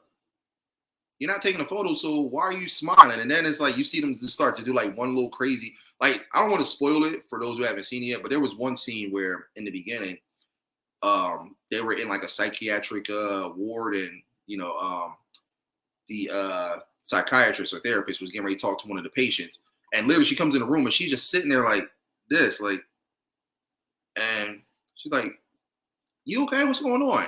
And next thing you know, like, she's sitting there for about maybe 5 minutes, not moving. And I'm like, what is going on? Next thing you know, she breaks like the glass on the table, grabs the piece of glass, is like, it just slits her throat. And I'm like, oh, what? What just happened? But again, different. I would drive over many remakes with my car. Hey, look, PMC, let me know when you do that. We could take turns. We could just do donut. You know what we'll do? We'll just take all the terrible movies and remakes and spinoffs and sequels that are just atrocious. We'll just go to like a public parking lot, right?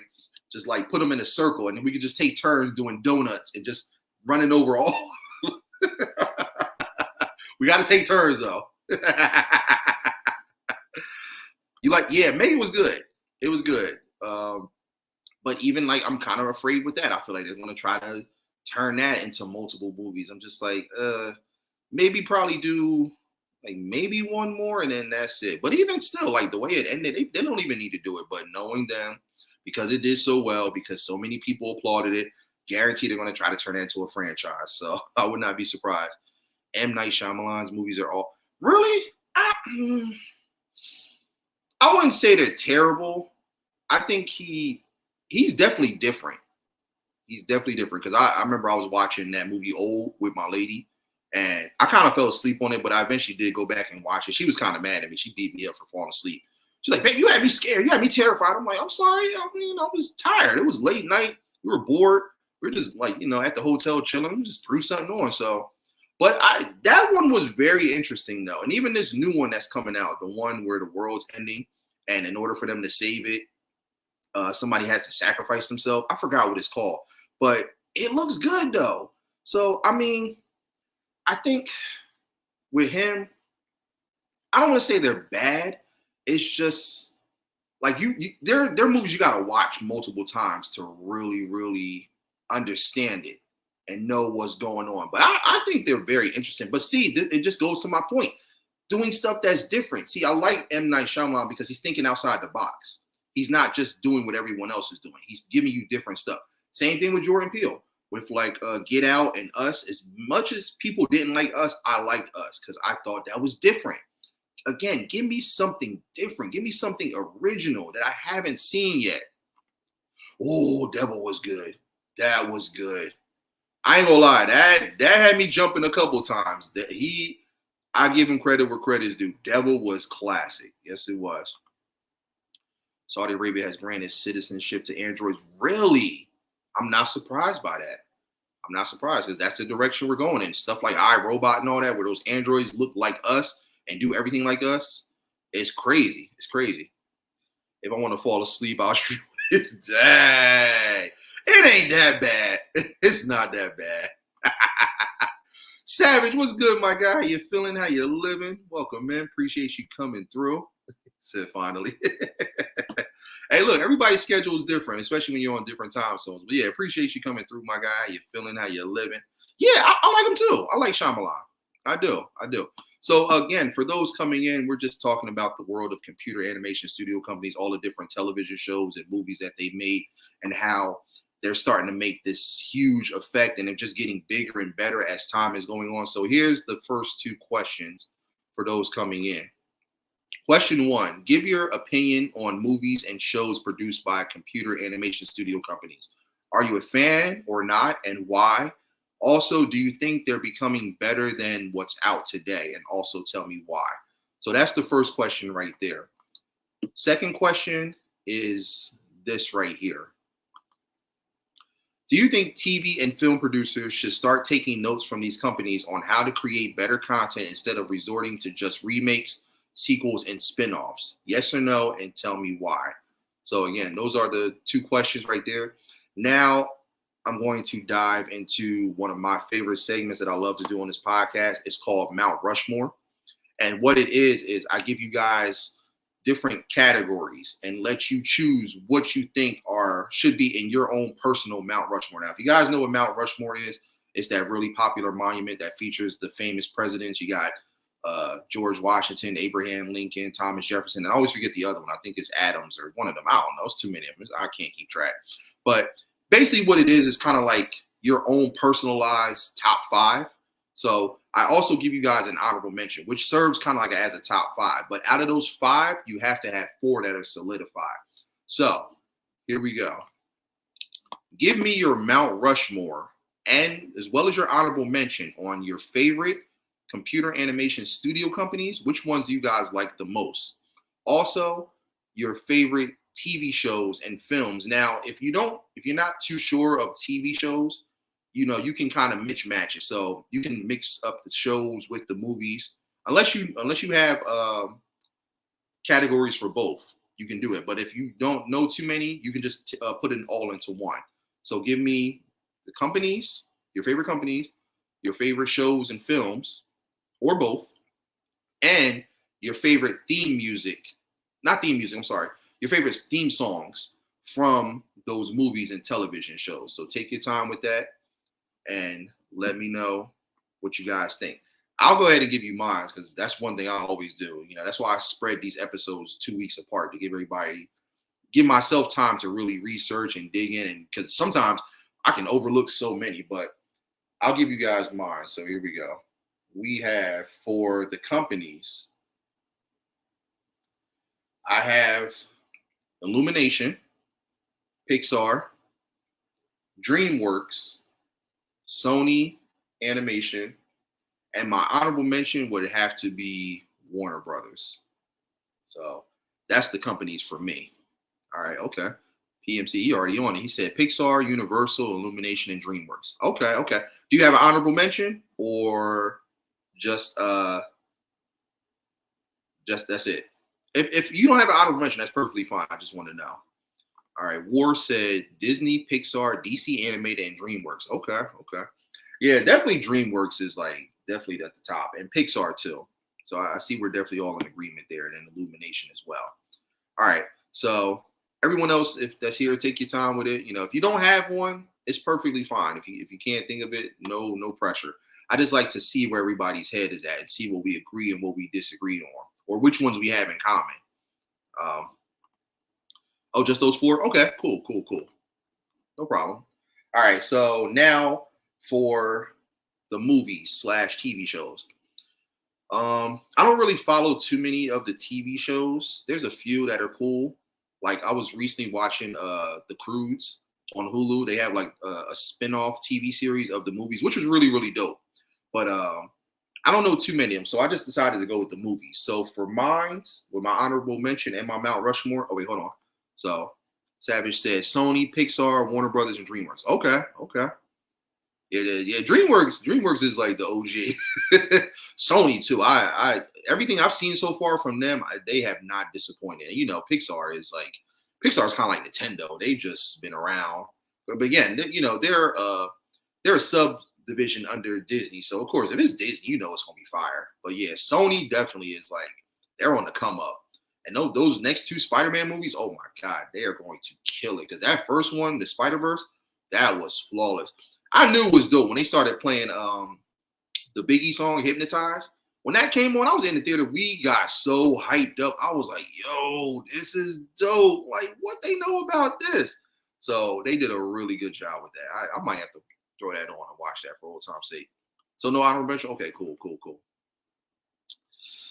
Toy Story, Lion King, Dark Knight Returns, and Nightmare Before Christmas. Okay, so War. You got to take two of those out because Lion King wasn't computer animated, and neither was Dark Knight. It's got to be computer animation, so it's got to be like Wall-E, you know, Rio, Angry Birds. It's got to be those type of movies. So you got to take those two out and replace those with two other ones. Nightmare Before Christmas, you can leave that because that's computer animated. So is Toy Story. But Dark Knight and Lion King, you got to swap those out because those weren't computer animated. Ice Age, Toy Story, Shrek, and Tron. Ooh, I forgot about Tron. I forgot they did because they did a real life version and they did a computer animated one. That computer animated was dope. Okay. Take your time. No pressure. No pressure. So for me, Warriors named one of them. Nightmare Before Christmas. I love that movie. And I'm so glad that they didn't I mean, they could have, if they wanted to, they could have, made it like a sequel and made it a franchise. But I love how it was just like, I love how Tim Burton just kind of did it one and done. And that movie was classic. For them to cross Halloween with Christmas and even like some of the other holidays, it was just the characters, how eerie it was. Oh, I loved it. Tim Burton, job well done on that because that movie was flawless. Just the way it begins. This is Halloween. This is Halloween. Halloween. It was like, whoa, okay. A little groove there. I loved it. You know what? Oh God, I'm probably gonna be up all night. I'm probably gonna have to throw that on because that was that movie right there. So yeah, Nightmare Before Christmas, Spider-Man Into the Spider-Verse. I love that because everybody knows I love Spider-Man, my favorite superhero of all time. So I am in love with that Spider-Verse movie. Toy Story, absolutely classic. Finding Nemo, loved it. And even the Finding Dory, that was such a great follow-up, such a great sequel. Dory was dope. So I just kind of merged those two. And my honorable mention, I gotta say Home. I don't know if you guys know that movie. Home was it was with that little alien and the girl, her name was Tip. She was Rihanna did the voiceover for her. I love that movie. That movie was so cool. Like where the aliens came over and they took over and they sent all the humans to Australia and they created like a little like town for them and stuff like that. It was dope. And they basically the aliens, they were known as the Boo, and they were trying to get away from that one species called the Gourd. I love that movie. That movie was dope. So yeah. So definitely those. All right. So he said Toy Story 1 and 2, Nightmare Before Christmas and Final. Okay. See, yeah. A lot of similarities. All right. That's a nice lineup. Nice lineups that you guys are mentioning. I can't be mad with that. All right. And then last, remember Earth to Echo. Remember Earth to Echo. Oh, you know what? That sounds so familiar. I'm gonna have to watch that again. I'm definitely gonna have to watch that. All right. So War said, "You got a friend in me," and hell, he said the whole Nightmare for Christmas soundtrack. That was a dope soundtrack. So I'll take that. I'll take that. That's crazy. Like y'all got a lot of the same similarities as me. So for theme songs, I got "You Got a Friend in Me," like War said. That song from Finding Nemo, "Just Keep Swimming, Just Keep Swimming, Just Keep Swimming." I don't know why I love that. It's so catchy. I love that when Dory was singing that. That song from the Lego movie, "Everything is awesome. Everything is cool when you work with a team. Everything is awesome when we live in our dreams." I love that. Just because the message in that hook, it just applies. Like everything is so much better when you got a team, when you're working together, when you're all in sync. So I remember when I first heard that, I was like, yo, that is dope. And when they were like singing and like doing all the stuff, very, very dope song. I completely forgot about it, but when I had went and watched Nightmare Before Christmas again, remember the Oogie Boogie's theme song? "It's the Oogie Boogie Man, whoa, whoa, whoa, whoa," and he hit the high note like, "Whoa, whoa, whoa." That Oogie Boogie was dope. I forgot about that song. I was listening to it. I was like, yo, how did I forget this? That was fire. That was fire. Oh, and honestly, I gotta agree with War because literally they had so many bangers on that Nightmare Before Christmas soundtrack. Remember, what's this? What's this? What's this in I see? Tree. That song that Jack was singing when he first stumbled into the Christmas realm. Yeah, what's this? I love that song too. That was dope. So, okay, so okay, honorable mention. Just can't. Again, that's not computer animated, but I'll give you that because that was a good song. That was a good song. Oh yeah, which reminds me, we about to dive into that real quick. Soundtracks are yes, they are. They are. They have some of the best music, honestly. Even though Lion King is not a CA movie, I do love that song too. That soundtrack for Lion King was fire too. We can't overlook that. Even though it's not computer animation, still they had some classics. "Be Prepared," "Can You Feel the Love Tonight," even the way, classic. I don't know what they were saying, but still just dope. Even "Be Prepared," classic. How could you not love that song? That gets you hyped up. That's it. I'm watching. Yeah, I'm gonna have to go watch it too. I'm going to go watch it. I got to figure out what platform it's on. Hopefully, it's free. I don't got to pay for it. So, yeah, that's it for me. But before we wrap this up, I gotta. Hey, look, man, I'm telling you, classics right there. I gotta go watch Nightmare Before Christmas now. It's on my to-do list of stuff I need to watch before I call it a night.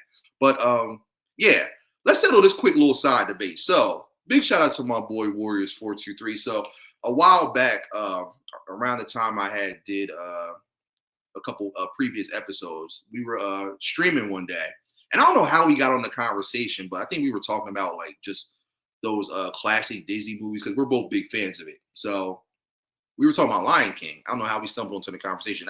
War, if you remember, refresh my memory, but I don't know how we got into it, but we started talking about it, and we were talking about our favorite characters from The Lion King. Now, his favorite line was Mufasa, and mine was Scar. Now, honestly, I'm going to keep it real. Scar, to me, I think he's the best villain when it comes to, like, all the Disney villains. Like, he's my favorite. He's the most memorable. Don't get me wrong. You got Ursula. You have, Gaston from Beauty and the Beast. Like, you have a lot of different ones. You have the fairy. You have the Queen from Sleeping Beauty. There's a lot of dope ones. Don't get me wrong, but something about Scar was ill, and so that's where I started. I know I was saying like I was talking about Scar being the best villain, and I think War kind of interjected. I forgot who he said the best villain was, but I took it a step further. I was like, I feel like Scar is better than Mufasa, and you already know I had to jump in on this one. You already know. King Mufasa up in this bug. You already knew I had to jump in on this. You already knew. I said at any given moment, I said in 4, 3, 2, 1. You already knew I was gonna jump in on this. I gotta represent Team Mufasa up in this mug. You already knew. You already knew. You already knew. All right. So tell me, why are you going with Mufasa over Scar in a fight, in a battle? Why wouldn't you? First of all, I'm not disloyal like Scar was. I'm not gonna be butthurt and be like, oh, his son was born. I can't be king. Oh, boo freaking who. You saw how he ran Pride Rock when it happened. You see how messed up he ran Pride Rock? Come on now. You knew he was not gonna be a good king. Come on now, bro. Yeah, we all knew that. But remember, too, if you follow the Bible, you know that whole thing with Mufasa and Scar was depicted off of Cain and Abel. I'll give you that, but still. They should have known better. They should have known. But hey, I was so heated when that happened. Long Live King. I was like, you bastard. I can't stand you. Very true. Very true. I was pissed off. You know, how he exiled Simba, how he off Mufasa. But again, you know, I love just the genius behind it, how they made him like just so sinister. Like you know what it is with Scar? He's that villain that you love to hate. Like you despise him, you hate him, but at the same time, you just love him because it's just like, oh, like they really did a good job. And the person that did the voiceover just was even better. I always forget his name. I'll give you that. The voice and just his mannerisms, how he acted, he was just like, he just gave zero you know what. And I'm just like, I love it. Why do I love this so much? I'll give you that, but still, he killed Mufasa. I can't forgive him for that. I'm sorry. He did, and it's messed up. But at the same time, you know, like I said, you gotta love the villainy. Like, don't get me wrong, all the other Disney villains out there, like Jafar and Gaston, they were dope, but they just weren't on that level of Scar. Scar was just different. Just from the opening tip when he grabbed that little mouse and was like, "Life's not fair."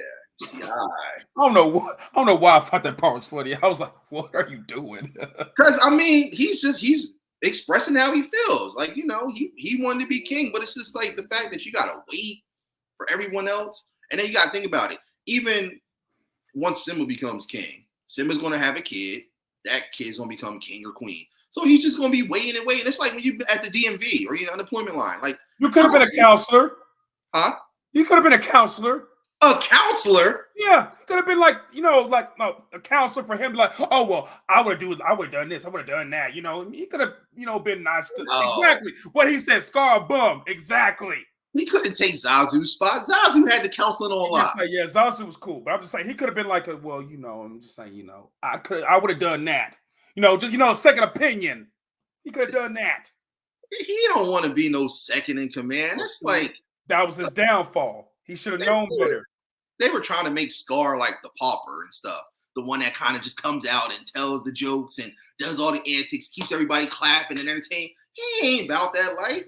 He want that crown. He want to be king. He want to be in that throne. And you saw what he did to Pride Rock. He knew he did not need the job. He knew he didn't need that job. He couldn't handle that job. Come on now. You saw what happened to Pride Rock. You saw how he was Zazu was singing, nobody knows the trouble I found. Exactly. He was running that place to the ground. Come on. But what did Scar do? Scar said, look, man, give me the remix. Put something with a little bounce in it. No, anything but that. That was happy. Song. We want that soundtrack music. I got the lovely spot to coconuts, diddly-dee, and all of them are standing by the road. Look at that. Big one, small one, some as big as your head. It was like, yeah, this would have been a lot better if it was with Mufasa. It was like, what? What did you say? Exactly. They knew better. So you know the rule. Never mention that name in my presence. I'm the king. Even the hyenas was like, dang, we didn't have this with Mufasa, dang. See, even they knew, and that was their people. That was his people, and even the hyenas was like, "Dang, this Mufasa was running us better than he was. What the heck? What's going on here?" Absolutely. Yo, Dre, how you doing? What's going on, Dre? How you feeling? How you living? Welcome, man. Appreciate it, bro. Yeah, for those that are making their way in, we're just having a topic and debate on the world of computer animation studio companies. For those that need the questions, I'm going to just flash through them really quickly. So let me know what you guys are thinking about and give me your take on these questions. So first one is give your opinion on movies and shows produced by computer animation studio companies. Are you a fan of them or not? And do you think they're becoming better than what's out today and why? So that's question one. Question two, do you think TV and film producers should start taking notes from these companies on how to create better content instead of resorting to just remakes, sequels, and spinoffs? Yes or no, and why? And then lastly, give me your Mount Rushmore and honorable mention, which is kind of serves as a top five for some of your favorite computer animation studio companies, some of the TV shows and films that they've created, and some of your favorite memorable songs from some of those movies and shows. So right now, I'm with my big homie War. We having this little side debate on who's better from the Lion King between Mufasa and Scar. You already know who the best is. So I don't even know why we even do it again. Everybody knew it was Mufasa up in here. Team Mufasa up in this mug right now. Come on. Now, I was going to add to this, and here's my thing too, and this is what I was going to say. Let me just keep these questions up for everybody that's coming in. Now, here's what I love. This is what I love most about Scar. Yeah. Scar is that representation of all your favorite villains that you know over time. Think about Batman and the Joker. True. As much as we hate the Joker, we love him. Joker was dope, right or wrong. I'll give you that one. Think of. I ain't gonna lie. Whenever I played Arkham Knight, not Arkham Knight, but Arkham City, and he got killed, I was like, dang, I was kind of sad. Right? I ain't gonna lie. I was kind of sad that he got killed. Yeah. Now you might hate him, but you have no choice but to love him. Think about him. I got some more for you. Think about X-Men, Magneto. As much as we hate Magneto, we love him. Right? Come on. Yeah, not too bad. Yeah. Thank you. Spawn. Think of the clown. Oh God, he's just funny. He makes me laugh. Yeah, he does. But at the same time, he's just deranged and just like it's something about him that it gravitates you towards him. That's what I love about Scar. His look, how he can like be so calm, but at the same time, it's like, look, I get busy. Don't sleep on me. Yeah, he went out like a sucker and stuff like that. Like what PMC said. Yeah, he kind of went the corny route and stuff like that. But I'm all about family, though. I'm all about like, no, you can't turn your back on family. How can you do that to your own brother and your own nephew? I can't mess with that. I can't mess with that. You can't, but again, and like I said, yes, we all learned a valuable lesson from watching The Lion King. Never turn your back on family. Be loyal to the story. Even your own blood can turn on you. I was like, yeah. But like at the same time, I love how they went that Cain and Abel route with it. It was just so dope and so interesting, and how you saw how everything was light. You saw how it was dark, and how it just remained dark until it went back to light. That's what I love about Scar. He just hit different. Even when he dug his claws into Mufasa's paws and let him loose. Long live the king. Ooh, that hurt my soul. That hurt my soul. Because even Mufasa's like, come on, bro, help me, please. What? Come on now. I mean, even though we got a difference, but you're still my brother. Come on now. I would help you. But remember what he said. I was next in line till the little hairball showed up. Like, come in. He just wanted to shine. And he wasn't getting that. He felt like an outcast. So, I mean, when you, in those circumstances, I mean, it's messed up. But can you really blame him, though? I mean. Like that, hell, just kill Simba. Don't kill Mufasa. Now, I'm not even gonna lie. The way he did Simba in that movie was foul. It was. Exactly. But again, that just makes for better villainy. And look how much greater that movie would have been. Think about it. If we didn't have Scar in that movie, would that movie have been just as good? No. Really? I mean, personally, if they were just fighting just the hyenas over the line, well, this is gonna be just an easy fight. I mean, Yeah. So I will give you that. I mean, Scar is a good villain. I still hate him though, but Scar's a good villain.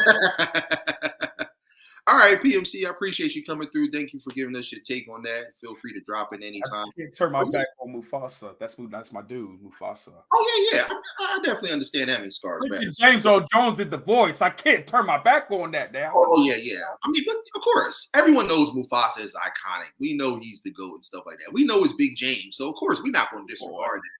But my whole argument is just like I said. I love when I have that balance of good and evil, when it just works so well. Like I said, with Batman and Joker. Don't get me wrong, Batman's got other great villains, but there's nothing like the Joker. Joker is just different. That's why he's in the top 20, or I forgot where they put him at. I think they put him like in the top 10 of greatest villains of all time. I feel like Heck, even top 5, honestly, me, honestly. Yeah, same thing with like Spider-Man, Carnage, Venom. I love Carnage. Like it's just he was already crazy before the symbiote suit. He got the suit, it just made it even worse. But just look at how well it balances. Like, and again, I'm not, out here promoting like evil and stuff like that. I hope not. No, no, I'm not that. I'll be like, are you okay, man? Do we need to make a Disney movie about you now? Long live Warriors. I'm like, that's me the entire time what you doing. I'll be like, no, I didn't do that. No, don't do that. Please. Right? The entire time. But you know what I mean, and everybody in the chat, you know what I mean. What I'm saying though, I'm talking about from an entertainment standpoint. It balances so well. You look at like Beauty and the Beast with the Beast and Gaston. Gaston was he was savage. All he was concerned about was making well his. Same thing. Cruella de Vil, another one. She wanted them puppies. Wasn't nothing gonna stop her. So again, and even that TV show was really good too. That the series that they did with Cruella. Yeah, Cruella. Yeah. But she said B.D.B.G.P the dark side. See, you're already going to turn to the dark side already. But look, listen, Drea, everybody else. Like I said, I just love when you have that balance. And I mean, it's crazy because we live in such a world that, where you have both. But, it's kind of sad that, we don't have more positive than negative. But even like just from an entertainment standpoint, you can't sit there and say that this stuff isn't great. It doesn't keep you engaged. Lion King is so much. I mean, don't get me wrong. It would still be good, but Lion King is so much better with Scar in it, with the hyenas, with that whole ambiance. Like, even when Scar started singing that song, Be Prepared, oh my God, you can't say you didn't get hyped up when you heard that. Like, it's like, woo. I was like, oh my God, where is this? I don't like this. This is too dark for me. I'm not sure about this. Even Nightmare Before Christmas, we were just talking about that. Oogie Boogie. I ain't gonna lie, I like Oogie Boogie. He was my favorite villain. He was catchy. I don't even know why. He was like pure bad. I'm like, why are you so catchy for? Yeah, he was different. He just brought something different to the table. And it's crazy because most people look at that movie and they would kind of suspect Jack Skellington to kind of play both those roles because he kind of could look like he could be like a villain.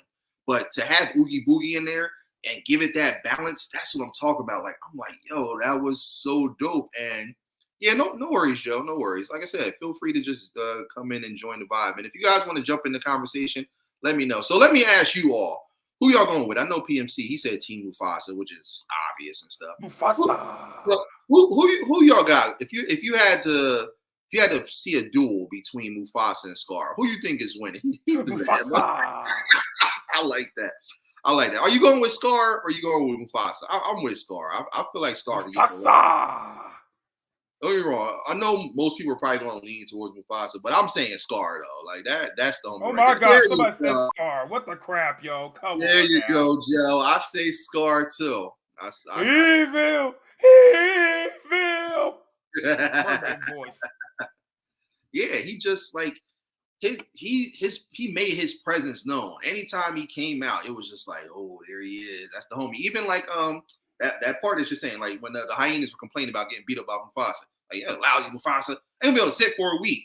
And then he was like, yeah, I can't stand them either. They're pushy. Those lions, they're stinking. Man, are they ugly. And then all you hear is that voice, like, oh, come on, we can't be all that bad. It's like, woo! Oh, we're not talking about you now. Come on now. Yeah, like where'd you come from? Just in the shadows, and so calm. It wasn't like he got pissed off or mad. He was like, come on now, we can't be all that bad. You gotta love how chill Scar was and how like cool, calm, and collected. But knowing at any given moment, he'd snap if you force his hand. So I love that. Exactly. That's the thing I don't. That's why you can't trust him because you notice how he switched up on the hyenas. He's like, no, I didn't do it. It was the hyenas' fault. No, they did that. I mean, then when he got defeated. Oh, my friends. I'm like, oh, now you want to switch back now. Oh, okay. You got you butt headed to you. Now you want to switch back to your friends now. Oh, okay. Right. Oh, okay. Good. Okay. Yeah, they got serious quickly because they were silly and goofy throughout the whole entire thing. So, she said, Scar is Mufasa's brother. Scar got mad. Oh, yeah. We definitely know the backstory of that. But like I said, I love Scar for how creative the producers were. Because I remember I was watching the behind the scenes of The Lion King and how they wanted Scar to really be that representation of just like pure evil and just hatred, and they did so well with it. It was just like say. I remember watching it and I really hated Scar, but as I got older, it's like I can appreciate him even more because, like I said, it was so entertaining. Even like, you know, when Simba's, you know, all positive and jolly, he's going up to him, hey, Uncle Scar, guess what? Oh, the spies guessing games. I'm gonna be a king of Pride Rock. I'm like, ooh, yeah. Like, I'm like, dang. Like, yes, forgive me for not leaping for joy, bad back, you know. Like, it's just like you gotta love it. Some uncle you are. Where's the love at? Dang. Said no, we're not talking about zero. Oh, you talking about from what was that, the third one? Because that was right after Scar died. Apparently, he had like Lion King 2. Was that 2?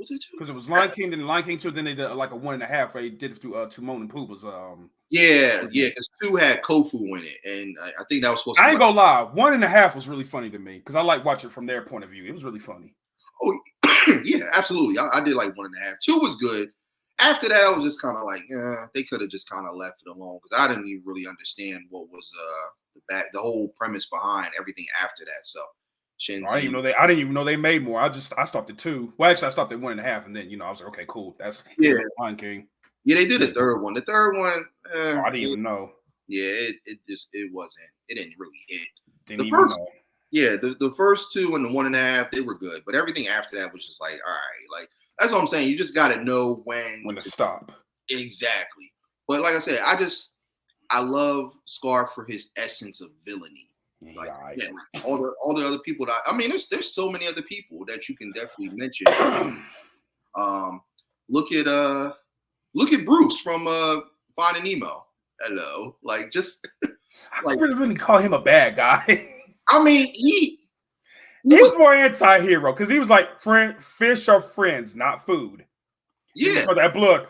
Ooh, let me get a taste. I'm gonna get a taste of that. Yeah, and it's dope because, like I said, sharks, they don't bother anybody, but it's like when they smell that blood, I love that transition of how, like, you look at him and automatically respect him to be just villain, just cruel, but it's like he's actually the complete opposite until now he's in a situation where now that villainy comes out. It's just genius how they do that. The only pure villain in that movie was that little girl with the Which braces.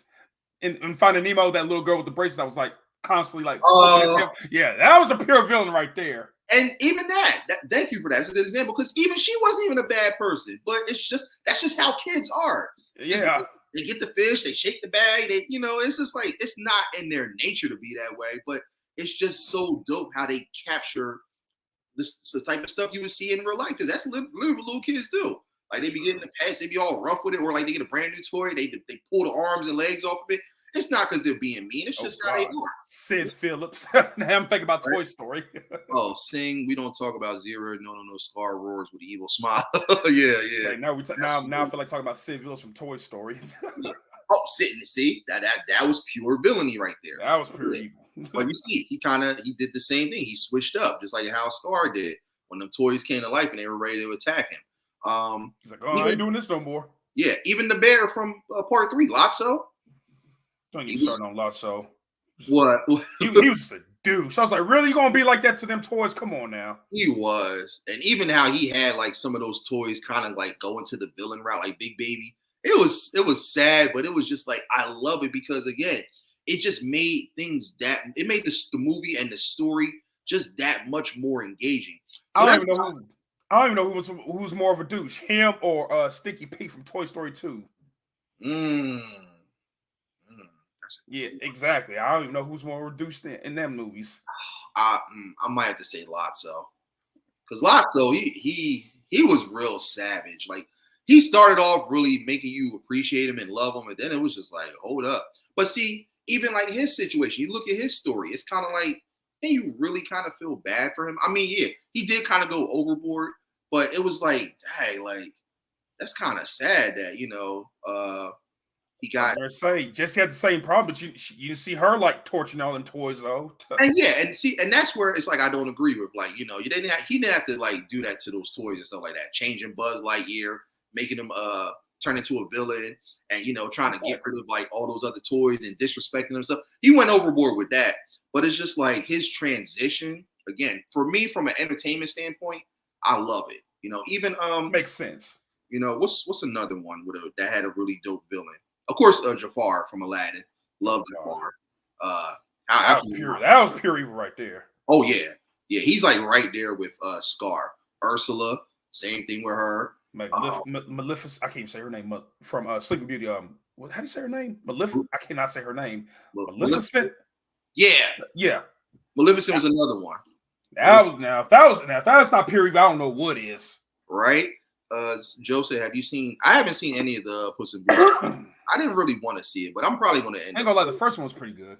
It was. Yeah, it was pretty good. I definitely got to check that out. I ain't seen the newest one though. Oh, Lotso's girl, yeah. Yeah, Lotso. It was Well, not really Andy's toys. Just destroying toys in general. His toys, yeah.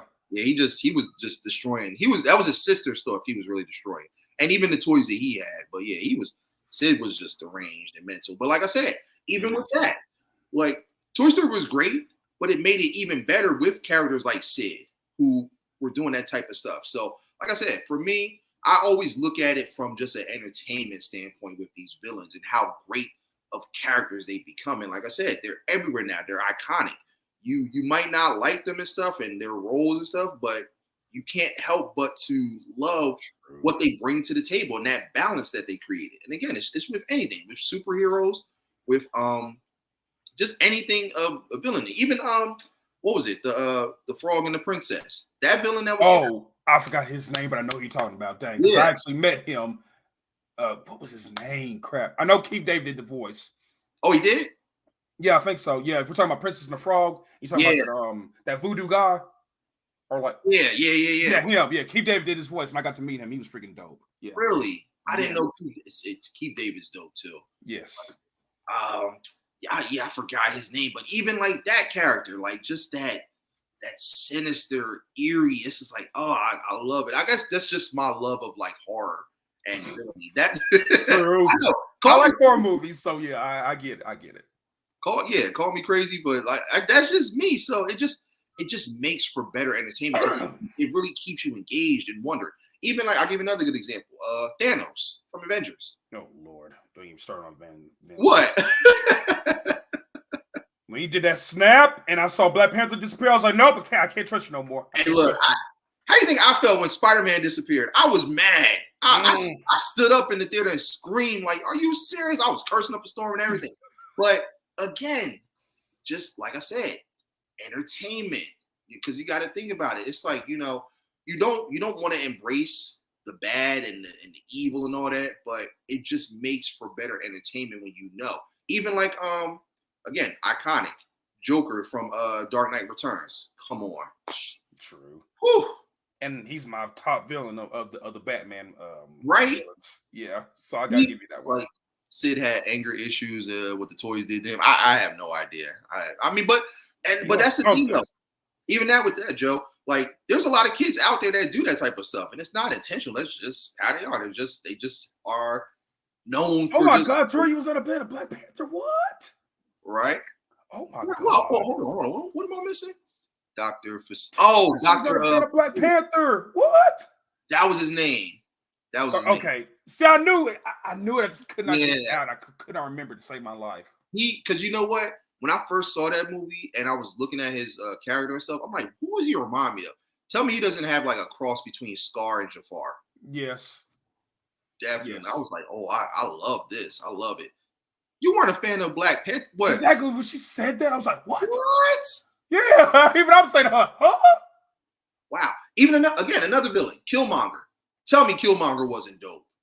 I ain't gonna lie, I felt bad for him. I legit felt bad for him. He's probably like the only one of the few villains that I was like, oh my God, I actually kind of feel bad for you then. Yeah. Like, I legit felt bad for him. And that's all I'm saying about Scar. It's like, look at I don't feel bad for him. Hell, Scar. He killed Mufasa. I will give you Killmonger. But Scar, I can't give you that one. I can't give you that one. I'm sorry, I can't do it. She said he sings Friends from the Other Side. Oh, okay. Yeah. He was good. Okay, good. Okay. We got another month before April Fool's. I was gonna say, yeah, Black Panther. Don't be scaring me like that. Don't be scaring me. That was amazing. Yeah, Killmonger. But again, like another one. again, you really felt his pain and what he went through and stuff like that. And his story was sad, but again, he played such a great villain. Because it's like sometimes you just gotta kind of look at what they're going through. So for me, that's what I love. That's when it's like I can really like kind of relate to this character. And it just makes for better entertainment. So absolutely. So I know there's more. I'm just trying to think. I'll give you Killmonger. I will give you Killmonger. Yeah. It was because I legit did feel bad for him. Yeah.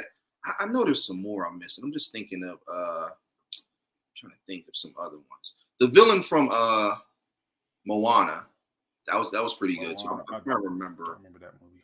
I mean, I no, I don't. I had to think of Moana. You remember Moana? Mm-mm. What was that one about? I forgot the name of it. I gotta remember. Oh, even Despicable Me. Even though like Gru's a villain. Oh yeah, I felt bad. Well, the only reason I didn't really see him as a villain because the minions. I was like, eh. It's tough though because of how he is, but at the same time he still falls as a villain.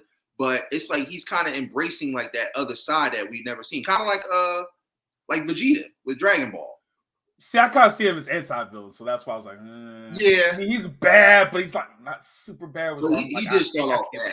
Yeah, he's that person that you love to hate because I love Vegeta. Like it's just like now Vegeta. Yeah, I couldn't say it at first. Then I was like, okay, you're starting to become cool now. I'm starting to like you now. Yeah, because Vegeta kind of had that scar in him, but then he like you said, he turned a new leaf. But it's just to see that anger and that hate. It's just like like.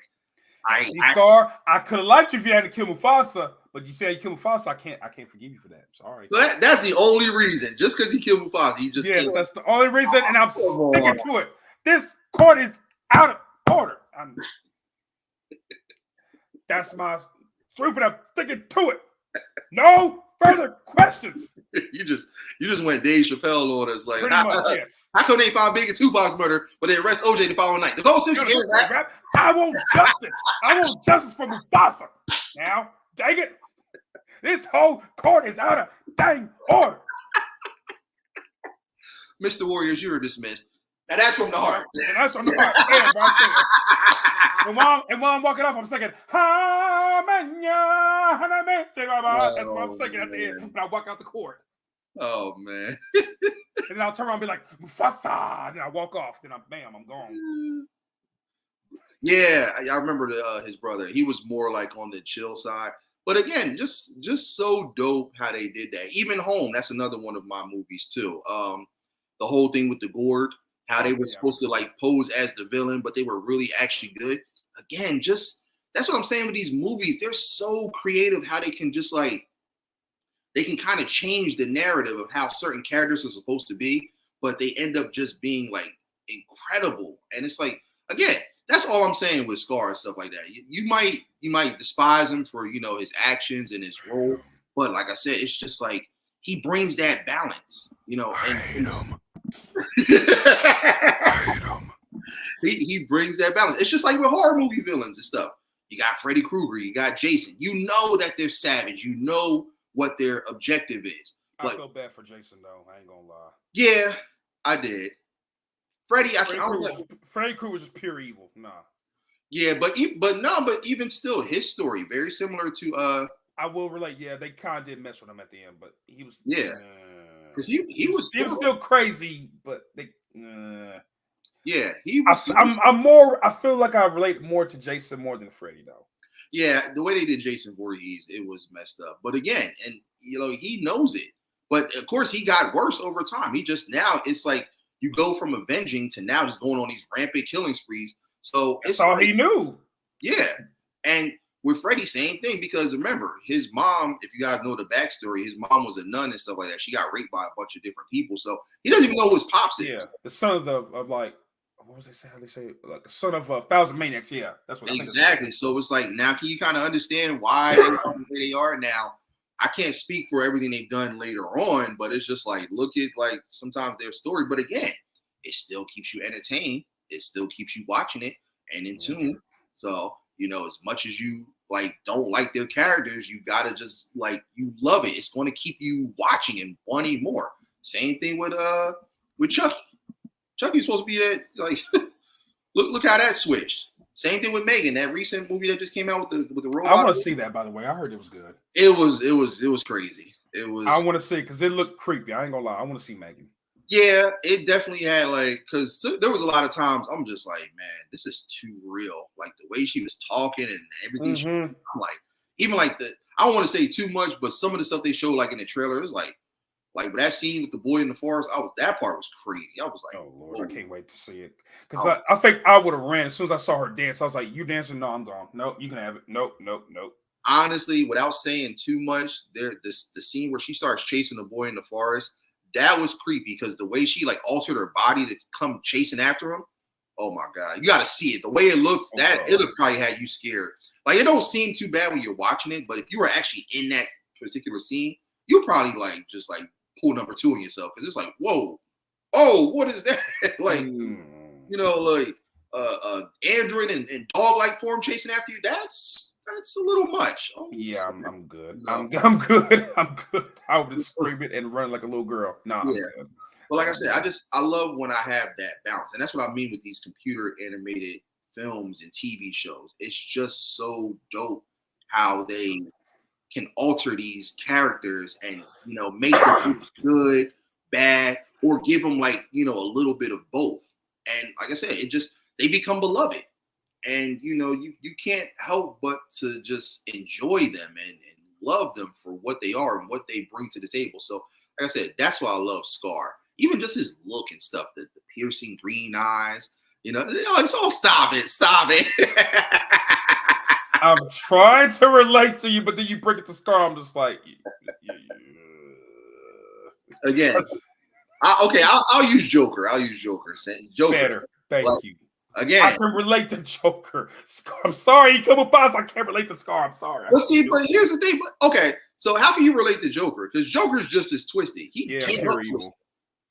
That's pure evil. So, I mean, look at everything he's done. He killed Bruce Wayne's parents because he puts a smile on my face. Oh, stop it! That's it. You should feel bad. He killed Batman's parents. I was going to say in the movie he did, but like in the comics, it was somebody else though. No. It actually was him. Oh, really? I didn't know that. I thought it was somebody else. Okay, cool. I didn't even know that. Yeah, the person. So in the original backstory, the person that they said did it, Joker framed him into believing that it was him when it was. Don't make me hate Joker now. Oh no, you gotta hate Joker. I already hate him, but don't make me hate him even more than I already do. It's love hate. You can say that. It's definitely a love hate. Fine. It's a love hate relationship. There you go. Just like with Scar, it's a love hate thing. I guess you're under oath, Ward. Just tell the truth. Tell the truth. I guess I will give you that. I guess I will let you have that. And I'm putting a lot of emphasis on that guess. I'm putting a lot of emphasis on that guess. A lot. Magneto, same thing. He, as much as we hate him, it's a love-hate thing with Magneto because it's like you understand what he's saying, you know, how he despises these humans for what they're doing to these mutants, but then at the same time, it's like you have no choice but to rebel. I mean, and it's like you ain't with me, you're against me. So can you really blame him for what he's doing? I can't really fault him as a bad guy, honestly. Oh no, he's a bad guy. Well, I know, but like I'm just like, yeah, really, I mean, humans are like kind of messed up. So I mean, like I can't really.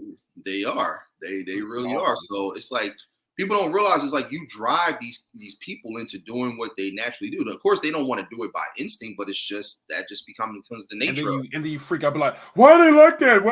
Why do they hate me so much? I'm like, do you see what you've been doing to them? Yeah. Like, come on now. Now, like I said, you just have those that just come out the womb and they're just crazy. They have no sense. But people like a Magneto or like a Joker and stuff like that, it's like, I mean, well, no, I ain't gonna say Joker because Joker's already crazy. It wasn't like he was ever a normal person. He's always been crazy. But again, you gotta love it. You gotta love it. I do. That's why he's in my top villains. So I do like it. And think about it. Batman is more well connected to Joker than anyone else. Like the connection that he has with Joker is bigger. It's more iconic than any other villain. Because they stay fighting each other all the time. Yeah. But again, and that's the reason. Because if you ever play the video games of the Telltale ones, like it explains what happened to his parents and stuff. There's like one particular scene where he kind of admits that he did it, but again, Batman would never have known because he was at a young age. But yeah, he's the reason for why his parents are dead. Did not know that. I always thought it was that one guy that killed him. I did not know that. Yeah, he framed the guy. The guy ended up going to Arkham, and just as he was going in, Joker was coming out. I read it in the comic, and I was like, that is such a crazy twist. Who would have ever thought? Because I really thought it was just a random person. Yeah, I did too. Gonna find out it's Joker, but that's genius, though. So you hate him even more for it, but you just love his character. It's just like you said in Dark Knight, they were just destined to be. Yeah, destined to be. We are one, so definitely. But yeah, man, this has definitely been a fun one. Most definitely. I'm still Team Mufasa over here, though. Yeah, I think we got more votes for Scar. So appreciate everybody. Wrong answer. Nope. Team Mufasa. Team Mufasa. I don't know. It was anybody else? Anybody else? Hashtag Team Scar. Hashtag Team Mufasa. I know PMC. He said Mufasa. You said Mufasa. Joe said Scar. I said Scar. So we're kind of tied right now. Anybody else? Break the tiebreaker. Who we got? Who else is still here? Terrell, Shy. Anybody else is in here? Drea. Who you going with for those? Because we still got about like 6 or 7 people in here. Who gonna break this? Mufasa. Who had the best song on that soundtrack? Scar. Be prepared. Yeah, I'm still bumping. Just can't wait to be king. It was cool. That was a great song. But we all know the minute that you heard them drums and okay. Terrell, help us break this tiebreaker. Who you going with from Lion King? You going with Team Mufasa or Team Scar? Say Scar. Mufasa. Come on. She Mufasa. She know greatness. Which one? Exactly. Mufasa. Take your time, too. We gotta. Come on now. Do you want to go to Pride Rock when it's nice and beautiful? Do you want to go when it's like dry and dreary and ain't no food there? Come on now. Come on now. Anybody else? Come on now. Help us break the tiebreaker so we can finally settle this debate. Who we going with? Who we going with? Thank you. Yes. What? I didn't see it. Hold on. Yes. Where? Did it pop up? Okay, hold on. There it is. Oh, wow. All right, you got this one. You can have that. You can have that. Mufasa, Mufasa. I said Mufasa, Mufasa. Mufasa, After I advertise your album, that's how you're gonna do that. That hurts. No, I'm just playing. See, I could have slit Scar's neck when he let. Thank you. Oh my God. Wait, what? Oh, yeah. Okay. All right. I mean, I get it. See, Mufasa didn't have a song, so I just made a song for him. Mufasa, Mufasa. I said Mufasa, that could be the hyena remix. You know. Exactly. Oh man, this was fun. I definitely enjoyed this one. And, definitely. Big shout out to my big homie, my gaming brother from another Warriors for coming up, helping us settle this side debate. Like I said, I'm still rolling with Team Scar, but like I said, everybody's got their preference. I respect that, so it's perfectly fine. Before we wrap up, again, make sure that you guys get ready for this next Battle of the Beats episode 3. We got your boy Yogi versus Merge Baby. It's going to be a really dope one. Be on the lookout for that. Warriors, he will be a judge for that episode. And like I said, I still need more judges for future episodes. Right now, we're up to we're very close to about 20 episodes. Is that the one that's on the 5th? Yeah, Sunday, March 5th, 8 p.m. Eastern Standard Time. I'm actually going to drop the link really quickly. Lord, that's going to be another hard one. I'm going to be like, episode time. Y'all can have it. Y'all won. Oh, Lord. And that's the thing too. Like, and I try to tell people because so many people are getting on me like, Jay, like a lot of these can't just be draws. Like, you gotta understand, I got a chance to hear the music before anybody else. It is really tough because there's so many beats that I like from these participants. So it's really hard to choose. Now, I will say this just to kind of give you guys a preview of these upcoming episodes. I can say this much, just from my standpoint, judging wise, not everything's going to be a draw. Now, I've heard some for these matchups that I'm definitely going to be picking one over the other. But there's quite a few of them that I just feel like it's going to be really tough to just pick one. Now, for this one, right now, I'm not going to say who, but only my judges know this because we have a group chat on IG. But there's one person right now who I'm giving a slight edge to. I'm not going to tell y'all, but y'all just going to have to wait and see for it. But yeah, I can't wait to get the beats because I already know I'm gonna be like, how do I choose? I don't know who I'm choosing for. This is already hard. I can't do it. I can't do it. Yeah, it's not gonna be able to do it. Ain't gonna do it. Nope, I can't do it. I'm not doing this. You're not putting me in no spot now. I can't do it. Hey, War, it's like Martin when he fought Tommy Hitman. Exactly. I don't want to fight no more. I don't want to fight no more. Exactly. I don't want to do this. I can't do it. I can't do it. Yeah, but just know, for all my judges so far, like there's going to be several battles where some of the veterans from the B.O.B. trilogy, they're going to be facing off against each other. If you guys have watched the trilogy, I have an episode coming up, episode 5. It's going to be 2 veterans who have been on here for quite some time now, Chaos Traffic and Phantom. That one's going to be tough. I don't know who I'm picking on that one, but I can just tell you it's going to be crazy. Even I got one coming up, and this is the one that my boy wanted you to host. He wants you to judge Doom. Or it's Doomsday and Merge. Oh no, not that. Oh no. Yeah. You know what? I might have something to do that day. I'm sorry. Let me know. No, you ain't going nowhere. You are going to be here. He told me, he said, yeah, I need War to judge that one. So. Oh God, no. That one's I know. That one's gonna be an interesting one. Oh God, no. I'm gonna be like, hey, I'm gonna be looking at the camera like. Hey, listen, y'all think y'all got it hard? How do you think I feel when I'm doing these battles? Like just getting everything together and just trying to figure out who's gonna like come out on top. It's tough. It's tough, but it's fun though.